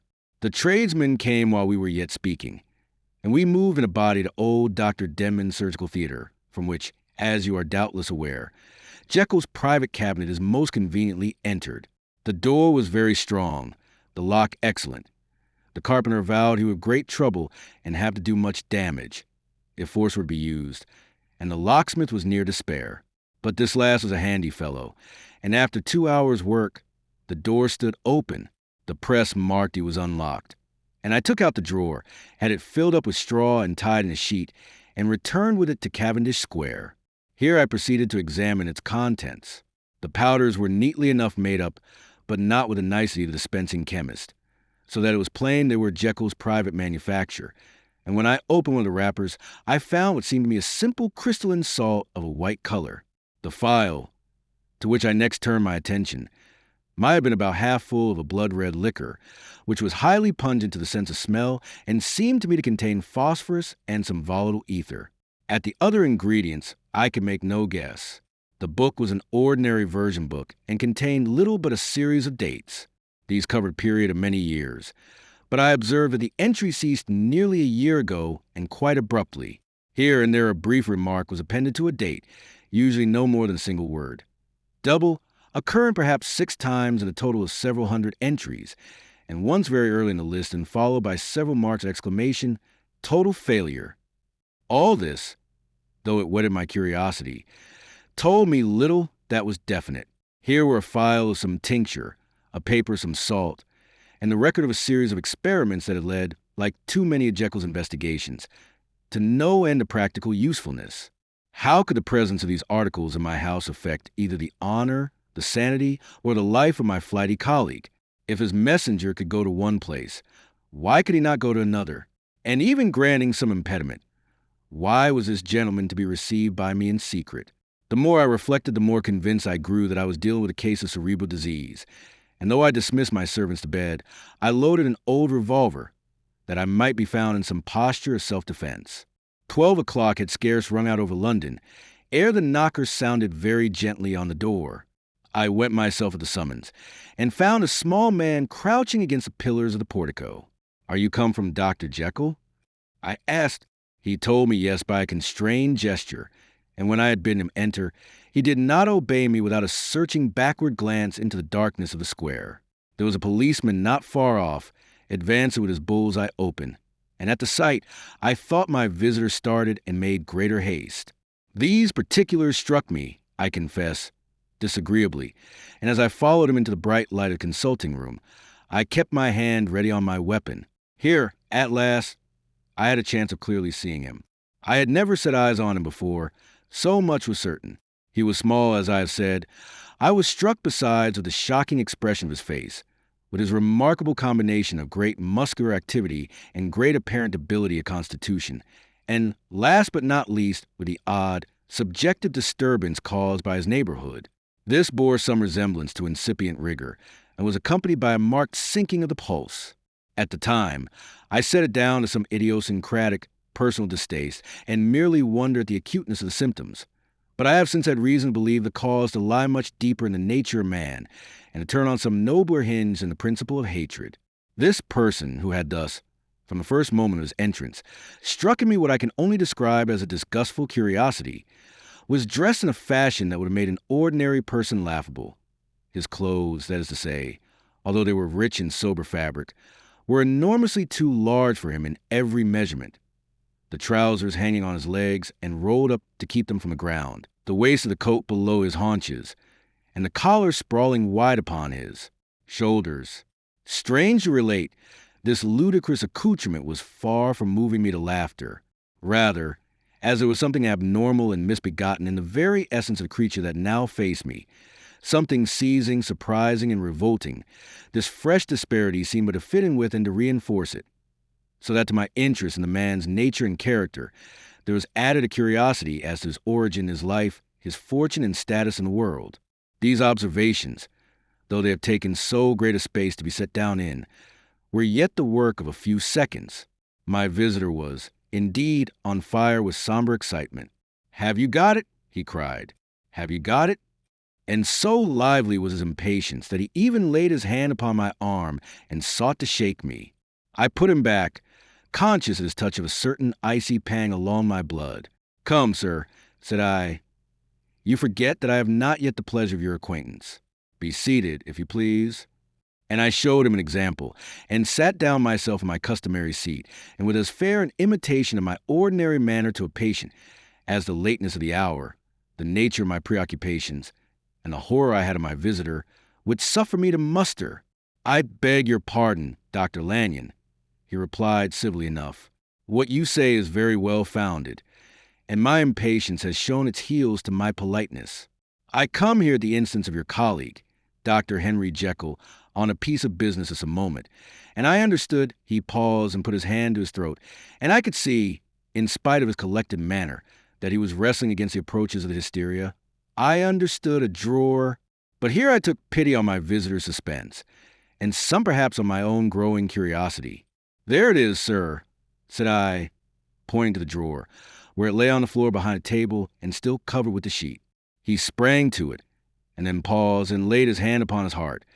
I could hear his teeth grate with the convulsive action of his jaws, and his face was so ghastly to see that I grew alarmed both for his life and reason. "Compose yourself," said I. He turned a dreadful smile to me, and as if with a decision of despair, plucked away the sheet. At sight of the contents, he uttered one loud sob of such immense relief that I sat petrified, and the next moment, in a voice that was already fairly well under control, "Have you a graduated glass?" he asked. I rose from my place with something of an effort and gave him what he asked. He thanked me with a smiling nod, measured out a few minims of the red tincture, and added one of the powders. The mixture, which was at first of a reddish hue, began, in proportion as the crystals melted, to brighten in color, to effervesce audibly, and to throw off small fumes of vapor. Suddenly and at the same moment, the ebullition ceased, and the compound changed to a dark purple, which faded again more slowly to a watery green.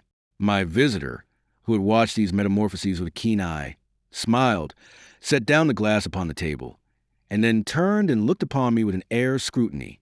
"And now," said he, "to settle what remains. Will you be wise? Will you be guided? Will you suffer me to take this glass in my hand, and to go forth from your house without further parley? Or has the greed of curiosity too much command of you? Think before you answer, for it shall be done as you decide. As you decide, you shall be left as you were before, and neither richer nor wiser, unless the sense of service rendered to a man in mortal distress may be counted as a kind of riches of the soul. Or, if you shall so prefer to choose, a new province of knowledge and new avenues to fame and power shall be laid open to you, here, in this room, upon the instant, and your sight shall be blasted by a prodigy to stagger the unbelief of Satan."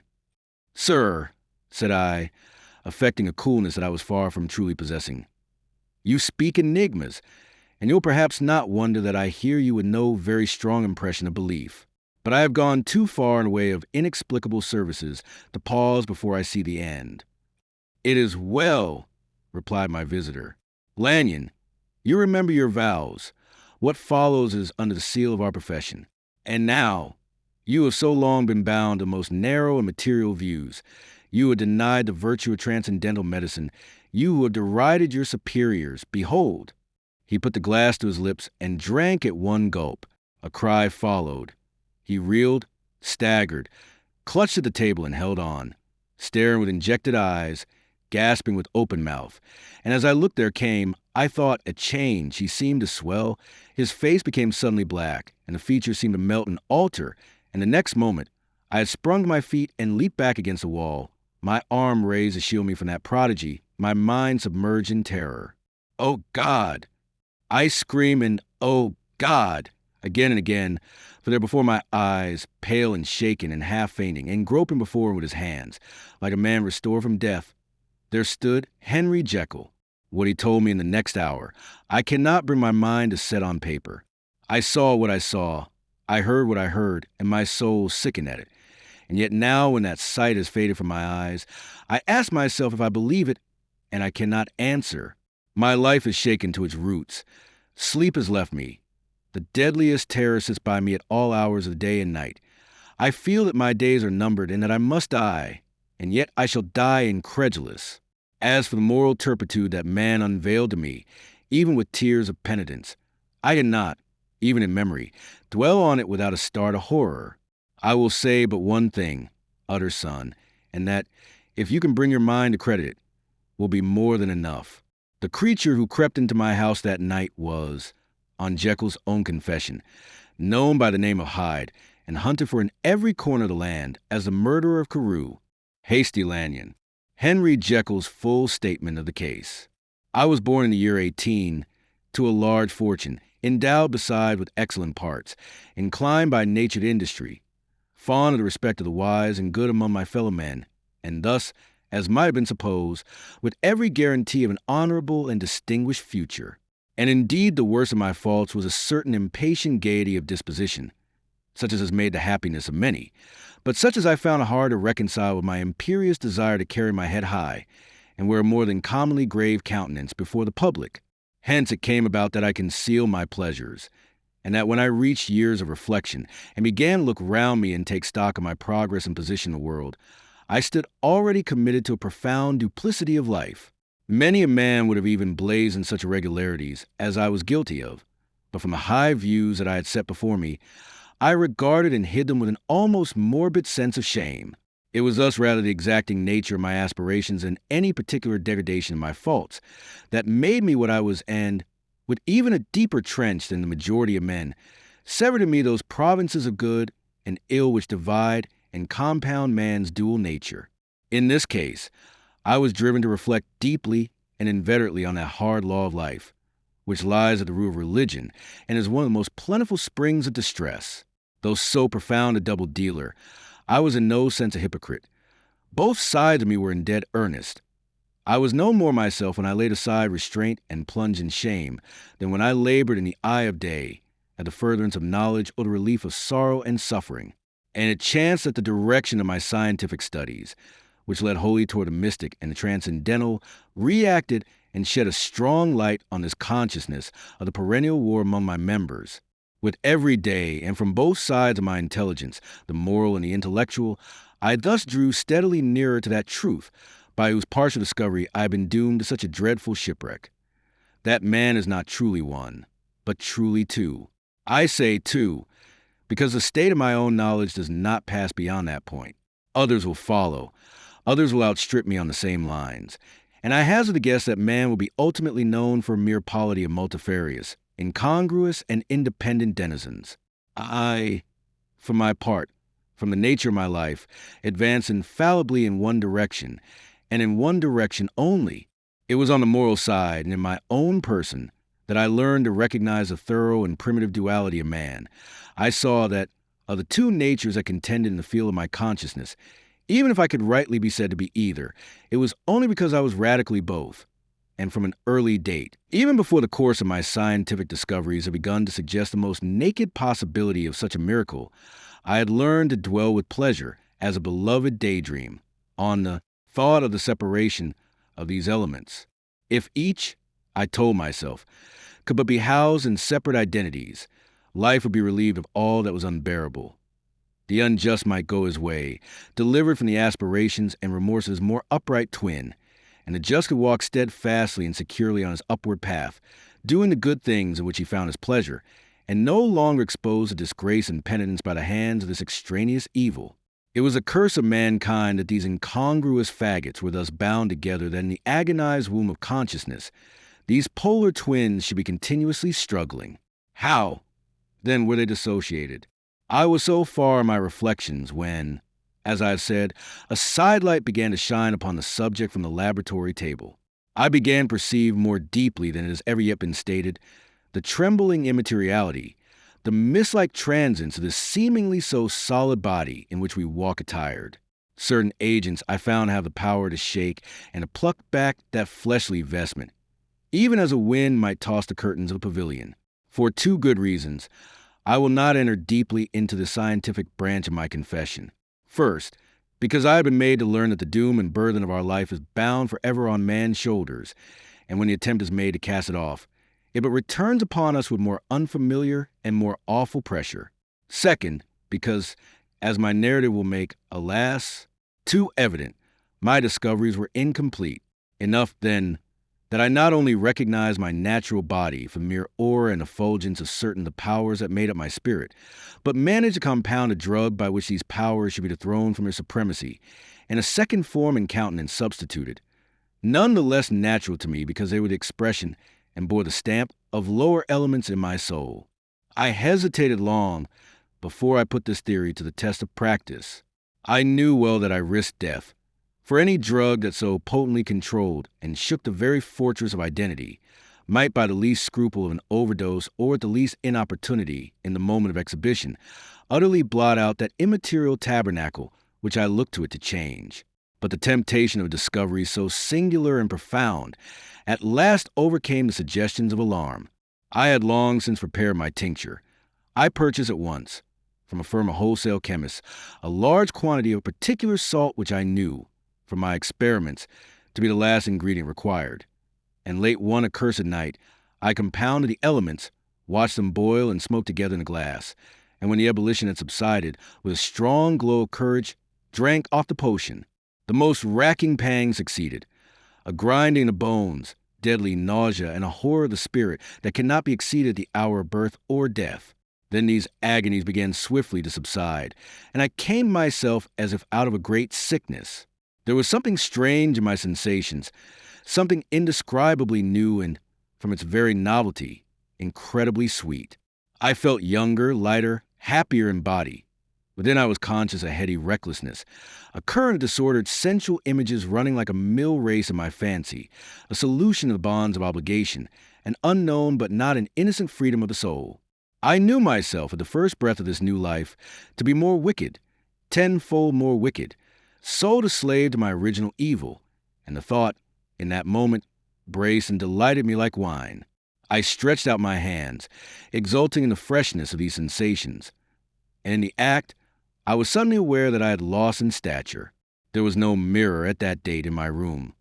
That which stands beside me as I write was brought there later on and for the very purpose of these transformations. The night, however, was far gone into the morning. The morning, black as it was nearly ripe for the conception of the day. The inmates of my house were locked in the most rigorous hours of slumber, and I determined, flushed as I was with hope and triumph, to venture in my new shape as far as to my bedroom. I crossed the yard, wherein the constellations looked down upon me. I could have thought, with wonder, the first creature of that sort that their unsleeping vigilance had yet disclosed to them. I stole through the corridors, a stranger in my own house, and coming to my room, I saw for the first time the appearance of Edward Hyde. I must here speak by theory alone, saying not that which I know, but that which I suppose to be most probable. The evil side of my nature, to which I had now transferred the stamping efficacy, was less robust and less developed than the good which I had just deposed. Again, in the course of my life, which had been, after all, 9/10 a life of effort, virtue, and control, it had been much less exercised and much less exhausted. And hence, as I think, it came about that Edward Hyde was so much smaller, slighter, and younger than Henry Jekyll. Even as good shone upon the countenance of the one, evil was written broadly and plainly on the face of the other. Evil besides, which I must still believe to be the lethal side of man, had left on that body an imprint of deformity and decay. And yet when I looked upon that ugly idol in the glass, I was conscious of no repugnance, rather of a leap of welcome. This, too, was myself. It seemed natural and human. In my eyes it bore a livelier image of the spirit. It seemed more express and single than the imperfect and divided countenance I had been hitherto accustomed to call mine. And in so far I was doubtless right. I have observed that when I wore the semblance of Edward Hyde, none could come near to me at first without a visible misgiving of the flesh. This, as I take it, was because all human beings, as we meet them, are commingled out of good and evil, and Edward Hyde, alone in the ranks of mankind, was pure evil. I lingered but a moment at the mirror. The second inconclusive experiment had yet to be attempted. It yet remained to be seen if I had lost my identity beyond redemption and must flee before daylight from a house that was no longer mine. And hurrying back to my cabinet, I once more prepared and drank the cup, once more suffered the pangs of dissolution, and came to myself once more with the character, the stature, and the face of Henry Jekyll. That night, I had come to the fatal crossroads. Had I approached my discovery in a more noble spirit, had I risked the experiment while under the empire of generous or pious aspirations, all must have been otherwise, and from these agonies of death and birth, I had come forth an angel instead of a fiend. The drug had no discriminating action. It was neither diabolical nor divine. It but shook the doors of the prison house of my disposition, and like the captives of Philippi, that which stood within ran forth. At that time my virtue slumbered, my evil, kept awake by ambition, was alert and swift to seize the occasion, and the thing that was projected was Edward Hyde. Hence, although I had now two characters as well as two appearances, one was wholly evil, and the other was still the old Henry Jekyll, that incongruous compound of whose reformation and improvement I had already learned to despair. The movement was thus wholly toward the worse. Even at that time, I had not yet conquered my aversion to the dryness of a life of study. I would still be merrily disposed at times, and as my pleasures were, to say the least, undignified, and I was not only well known and highly considered, but growing toward the elderly man, this incoherency of my life was daily growing more unwelcome. It was on this side that my new power tempted me until I fell in slavery. I had but to drink the cup, to doff at once the body of the noted professor, and to assume, like a thick cloak, that of Edward Hyde. I smiled at the notion. It seemed to me at the time to be humorous, and I made my preparations with the most studious care. I took and furnished a house in Soho, to which Hyde was tracked by the police, and engaged as housekeeper a creature whom I well knew to be silent and unscrupulous. On the other side, I announced to my servants that Mr. Hyde, whom I described, was to have full liberty and power about my house in the square, and to parry mishaps. I even called and made myself a familiar object in my second character. I next drew up that will to which you so much objected, so that if anything befell me in the person of Dr. Jekyll, I could enter on that of Edward Hyde without pecuniary loss. And thus fortified, as I suppose, on every side, I began to profit by the strange immunities of my position. Men have before hired bravos to transact their crimes, while their own person and reputation sat under shelter. I was the first that ever did so for his pleasures. I was the first that could thus plod in the public eye with a load of genial respectability, and in a moment, like a schoolboy, strip off these lendings and spring headlong into the sea of liberty. But for me, in my impenetrable mantle, the safety was complete. Think of it. I did not even exist. Let me but escape into my laboratory door. Give me but a second or two to mix and swallow the draught that I had always standing ready. And whatever he had done, Edward Hyde would pass away like the stain of breath upon a mirror. And there in his stead, quietly at home, trimming the midnight lamp in his study, a man who could afford to laugh at suspicion, would be Henry Jekyll. The pleasures which I made haste to seek in my disguise were, as I have said, undignified. I would scarce use a harder term, but in the hands of Edward Hyde, they soon began to turn toward the monstrous. When I would come back from these excursions, I was often plunged into a kind of wonder at my vicarious depravity. This familiar that I called out of my own soul and sent forth alone to do his good pleasure was a being inherently malign and villainous. His every act and thought centered on self, drinking pleasure with bestial avidity from any degree of torture to another, relentless like a man of stone. Henry Jekyll stood at times aghast before the acts of Edward Hyde, but the situation was apart from ordinary laws and insidiously relaxed the grasp of conscience. It was Hyde, after all, and Hyde alone, that was guilty. Jekyll was no worse. He woke again to his good qualities, seemingly unimpaired. He would even make haste, where it was possible, to undo the evil done by Hyde, and thus his conscience slumbered into the details of the infamy at which I thus connived, for even now I can scarce grant that I committed it. I have no design of entering. I mean but to point out the warnings and the successive steps with which my chastisement approached. I met with one accident which, as it brought on no consequence, I shall no more than mention. An act of cruelty to a child aroused against me the anger of a passerby, whom I recognized the other day in the person of your kinsman. The doctor and the child's family joined him. There were moments when I feared for my life. And at last, in order to pacify their too just resentment, Edward Hyde had to bring them to the door and pay them in a check drawn in the name of Henry Jekyll. But this danger was easily eliminated from the future by opening an account at another bank in the name of Edward Hyde himself. And when, by sloping my own hand backward, I had supplied my double with a signature, I thought I sat beyond the reach of fate. Some 2 months before the murder of Sir Danvers, I had been out for one of my adventures, had returned at a late hour, and woke the next day in bed with somewhat odd sensations. It was in vain I looked about me.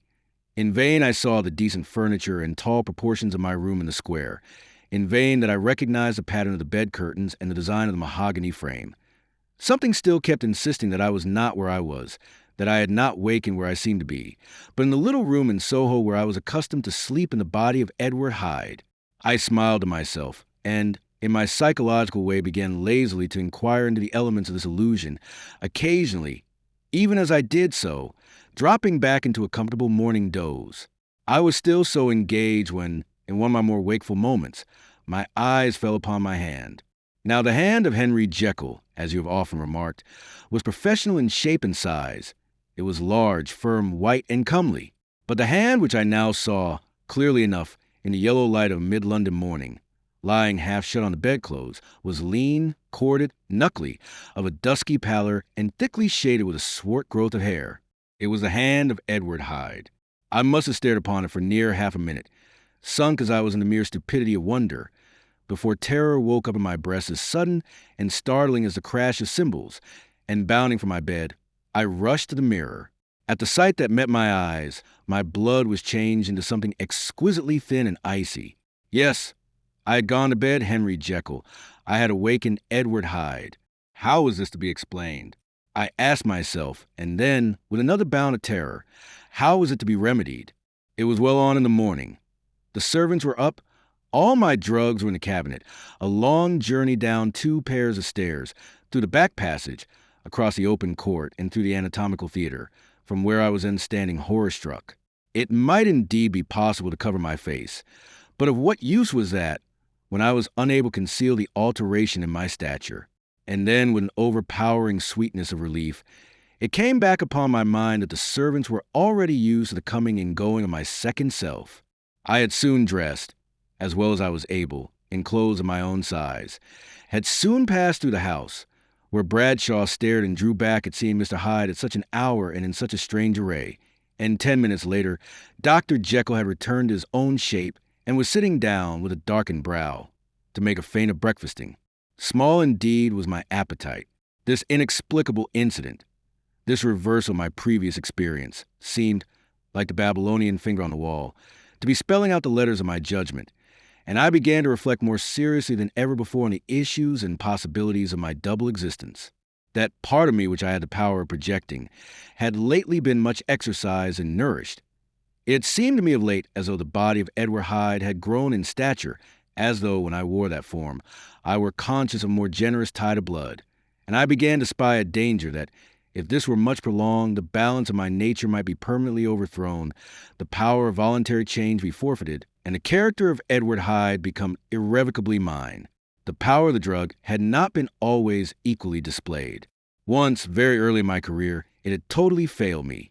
Since then I have been obliged on more than one occasion to double, and once, with infinite risk of death, to treble the amount, and these rare uncertainties had cast hitherto the sole shadow on my contentment.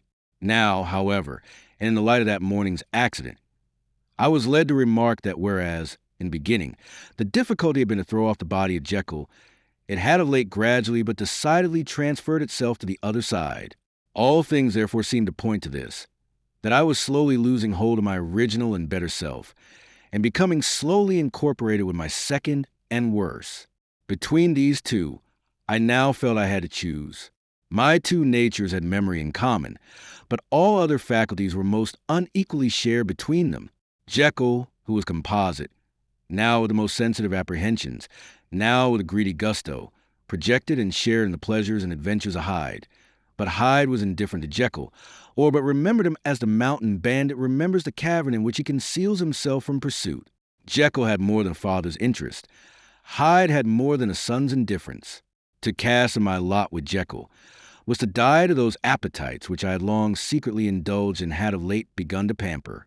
To cast in with Hyde was to die to 1,000 interests and aspirations, and to become, at a blow and forever, despised and friendless. The bargain might appear unequal, but there was still another consideration in the scales. For while Jekyll would suffer smartingly in the fires of abstinence, Hyde would be not even conscious of all that he had lost. Strange as my circumstances were, the terms of this debate are as old and commonplace as man. Much the same inducements and alarms cast a die for any tempted and trembling sinner. And it fell out with me, as it falls with so vast a majority of my fellows, that I chose the better part and was found wanting the strength to keep to it. Yes, I preferred the elderly and discontented doctor, surrounded by friends and cherishing honest hopes, and bade a resolute farewell to the liberty, the comparative youth, the light step, leaping impulses and secret pleasures that I had enjoyed in the disguise of Hyde. I made this choice perhaps with some unconscious reservation, for I neither gave up the house in Soho, nor destroyed the clothes of Edward Hyde, which still lay ready in my cabinet. For 2 months, however, I was true to my determination. For 2 months I led a life of such severity as I had never before attained to, and enjoyed the compensations of an approving conscience. But time began at last to obliterate the freshness of my alarm. The praises of conscience began to grow into a thing of course. I began to be tortured with throes and longings, as of Hyde struggling after freedom. And at last, in an hour of moral weakness, I once again compounded and swallowed the transforming draught. I do not suppose that, when a drunkard reasons with himself upon his vice, he is once out of 500 times affected by the dangers that he runs through his brutish, physical insensibility. Neither had I, long as I considered my position, made enough allowance for complete moral insensibility and insensate readiness to evil, which were the leading characters of Edward Hyde. Yet it was by these that I was punished. My devil had been long caged. He came out roaring. I was conscious, even when I took the draught, of a more unbridled, a more furious propensity to ill. It must have been this, I suppose, that stirred in my soul that tempest of impatience with which I listened to the civilities of my unhappy victim. I declare, at least before God, no man morally sane could have been guilty of that crime upon so pitiful a provocation, and that I struck in no more reasonable spirit than that in which a sick child may break a plaything. But I had voluntarily stripped myself of all those balancing instincts by which even the worst of us continues to walk with some degree of steadiness among temptations. And in my case, to be tempted, however slightly, was to fall. Instantly the spirit of hell awoke in me and raged. With a transport of glee, I mauled the unresisting body, tasting delight from every blow. And it was not till weariness had begun to succeed that I was suddenly, in the top fit of my delirium, struck through the heart by a cold thrill of terror. A mist dispersed. I saw my life to be forfeit, and fled from the scene of these excesses, at once glorying and trembling, my lust of evil gratified and stimulated, my love of life screwed to the topmost peg. I ran to the house in Soho, and to make assurance doubly sure, destroyed my papers. Thence I set out to the lamplit streets, in the same divided ecstasy of mind, gloating on my crime, light-headedly devising others in the future, and yet still hastening and still hearkening in my wake for the steps of the avenger. Hyde had a song upon his lips as he compounded the draught, and as he drank it, pledged the dead man. The pangs of transformation had not done tearing him, before Henry Jekyll, with streaming tears of gratitude and remorse, had fallen upon his knees and lifted his clasped hands to God. The veil of self-indulgence was rent from head to foot. I saw my life as a whole. I followed it up from the days of childhood, when I had walked with my father's hand, and through the self-denying toils of my professional life, to arrive again and again, with the same sense of unreality, at the damned horrors of the evening. I could have screamed aloud. I sought with tears and prayers to smother down the crowd of hideous images and sounds of which my memory swarmed against me. And still, between the petitions, the ugly face of my iniquity stared into my soul. As the acuteness of this remorse began to die away, it was succeeded by a sense of joy. The problem of my conduct was solved. Hyde was henceforth impossible. Whether I would or not, I was now confined to the better part of my existence. And oh, how I rejoiced to think it! With what willing humility I embraced anew the restrictions of natural life. With what sincere renunciation I locked the door by which I had so often gone and come, and ground the key under my heel. The next day came the news that the murder not had been overlooked, that the guilt of Hyde was patent to the world, and that the victim was a man high in public estimation. It was not only a crime, it had been a tragic folly. I think I was glad to know it. I think I was glad to have my better impulses thus buttressed and guarded by the terrors of the scaffold. Jekyll was now my city of refuge. Let but Hyde peep out an instant, and the hands of all men would be raised to take and slay him. I resolved in my future conduct to redeem the past, and I can say with honesty that my resolve was fruitful of some good. You know yourself how earnestly in the last months of last year I labored to relieve suffering. You know that much was done for others, and that the days passed quietly, almost happily for myself. Nor can I truly say that I wearied of this beneficent and innocent life. I think instead that I daily enjoyed it more completely, but I was still cursed with my duality of purpose. And as the first edge of my penitence wore off, the lower side of me, so long indulged, so recently chained down, began to growl for license. Not that I dreamed of resuscitating Hyde. The bare idea of that would startle me to frenzy. No, it was in my own person that I was once more tempted to trifle with my conscience, and it was as an ordinary secret sinner that I at last fell before the assaults of temptation. There comes an end to all things. The most capacious measure is filled at last, and this brief condescension to evil finally destroyed the balance of my soul. And yet I was not alarmed. The fall seemed natural, like a return to the old days before I had made discovery. It was a fine, clear January day, where underfoot where the frost had melted, but cloudless overhead, and the Regent's Park was full of winter chirrupings and sweet with spring odors. I sat in the sun on a bench, the animal within me licking the chops of memory, the spiritual side a little drowsed, promising subsequent penitence, but not yet moved to begin. After all, I reflected, I was like my neighbors. And then I smiled, comparing myself with other men, comparing my active goodwill with the lazy cruelty of their neglect. And at the very moment of that vainglorious thought, a qualm came over me, a horrid nausea, and the most deadly shuddering. These passed away and left me faint. And then, as in its turn the faintness subsided, I began to be aware of a change in the temper of my thoughts, a greater boldness, a contempt of danger, a solution of the bonds of obligation. I looked down. My clothes hung formlessly on my shrunken limbs. The hand that lay on my knee was corded and hairy. I was once more Edward Hyde. A moment before I had been safe of all men's respect, wealthy, beloved, the cloth laying for me in the dining room at home. And now I was a common quarry of mankind, hunted, houseless, a known murderer, thrall to the gallows. My reason wavered, but it did not fail me utterly. I have more than once observed that, in my second character, my faculties seemed sharpened to a point and my spirits more tensely elastic. Thus it came about that, where Jekyll perhaps might have succumbed, Hyde rose to the importance of the moment. My drugs were in one of the presses of my cabinet. How was I to reach them? That was a problem that, crushing my temples in my hands, I set myself to solve. The laboratory door I had closed. If I sought to enter by the house, my own servants would consign me to the gallows. I saw I must employ another hand, and thought of Lanyon. How was he to be reached? How persuaded? Supposing that I escaped capture in the streets, how was I to make my way into his presence? And how should I, an unknown and displeasing visitor, prevail on the famous physician to rifle the study of his colleague, Dr. Jekyll? Then I remembered that of my original character, one part remained to me. I could write my own hand, and once I conceived that kindling spark, the way that I must follow became lighted up from end to end. Thereupon, I arranged my clothes as best I could, and summoning a passing hansom, drove to an hotel in Portland Street, the name of which I chanced to remember. At my appearance, which was indeed comical enough, however tragic a fate these garments covered, the driver could not conceal his mirth. I gnashed my teeth upon him with a gust of devilish fury, and the smile withered from his face.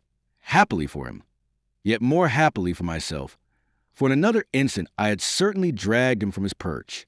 At the inn, as I entered, I looked about me with so black a countenance as made the attendants tremble. Not a look did they exchange in my presence, but obsequiously took my orders, led me to a private room, and brought me wherewithal to write. Hyde in danger of his life was a creature new to me, shaken with inordinate anger, strung to the pitch of murder, lusting to inflict pain. Yet the creature was astute, mastered his fury with a great effort of the will, composed his two important letters, one to Lanyon and one to Poole, and that he might receive actual evidence of their being posted, sent them out with directions that they should be registered. Thenceforward, he sat all day over the fire in the private room, gnawing his nails. There he dined, sitting alone with his fears, the waiter visibly quailing before his eye. And thence, when the night was fully come, he set forth in the corner of a closed cab, and was driven to and fro about the streets of the city. I cannot say, that child of hell had nothing human. Nothing lived in him but fear and hatred. And when at last, thinking the driver had begun to grow suspicious, he discharged the cab and ventured on foot, attired in his misfitting clothes, an object marked out for observation, into the midst of the nocturnal passengers, these two base passions raged within him like a tempest. He walked fast, hunted by his fears, chattering to himself, skulking to the less frequented thoroughfares, counting the minutes that still divided him from midnight. Once a woman spoke to him, offering, I think, a box of lights. He smote her in the face, and she fled. When I came to myself at Lanyon's, the horror of my old friend perhaps affected me somewhat. I do not know. It was at least but a drop in the sea to the abhorrence with which I look back upon these hours. A change had come over me. It was no longer the fear of the gallows. It was the horror of being Hyde that racked me.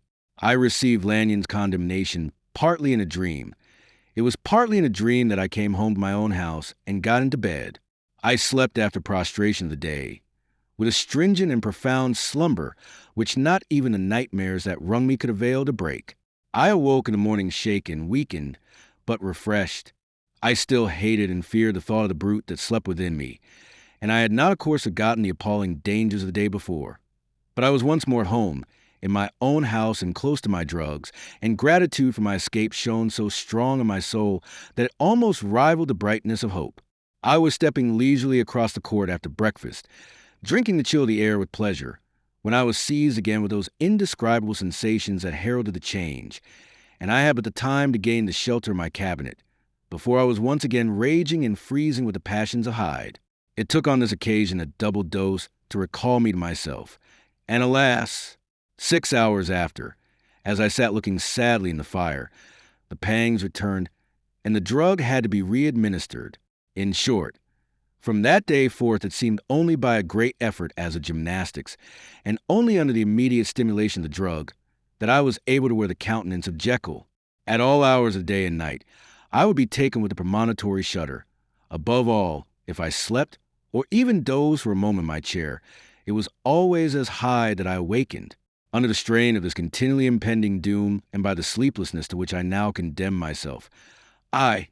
Even beyond what I had thought possible to man, I became, in my own person, a creature eaten up and emptied by fever, languidly weak both in body and mind, and solely occupied by one thought, the horror of my other self.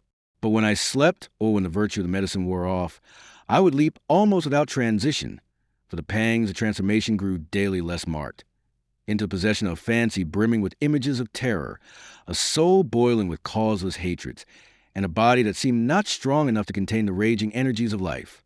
The powers of Hyde seemed to have grown with the sickliness of Jekyll, and certainly the hate that now divided them was equal on each side. With Jekyll, it was a thing of vital instinct.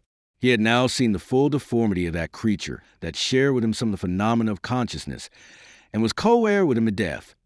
And beyond these links of community, which in themselves made the most poignant part of his distress, he thought of Hyde, for all his energy of life, as of something not only hellish but inorganic.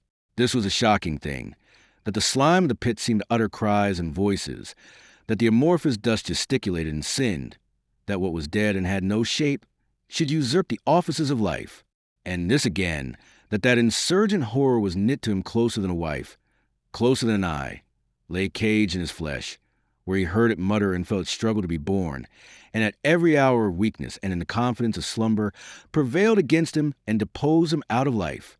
The hatred of Hyde for Jekyll was of a different order.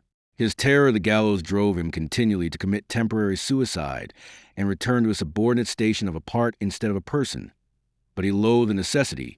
He loathed the despondency into which Jekyll was now fallen, and he resented the dislike with which he was himself regarded. Hence the ape-like tricks that he would play me, scrawling in my own hand blasphemies on the pages of my books, burning the letters and destroying the portrait of my father. And indeed, had it not been for his fear of death, he would long ago have ruined himself in order to involve me in the ruin. But his love of life is wonderful. I go further. I, who sicken and freeze at the mere thought of him, when I recall the abjection and passion of this attachment, and when I know how he fears my power to cut him off by suicide, I find in my heart to pity him. It is useless, and the time awfully fails me, to prolong this description. No one has ever suffered such torments. Let that suffice.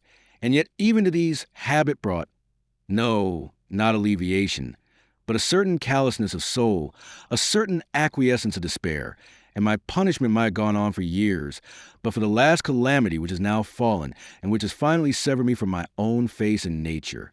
My provision of the salt, which had never been renewed since the date of the first experiment, began to run low.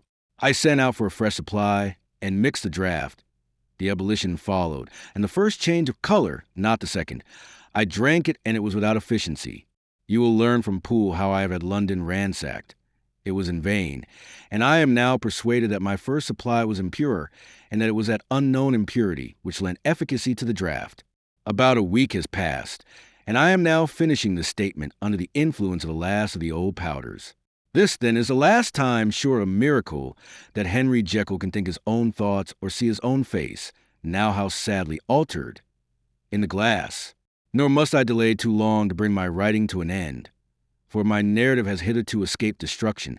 It has been by a combination of great prudence and great good luck. Should the throes of change take me in the act of writing it, Hyde will tear it in pieces.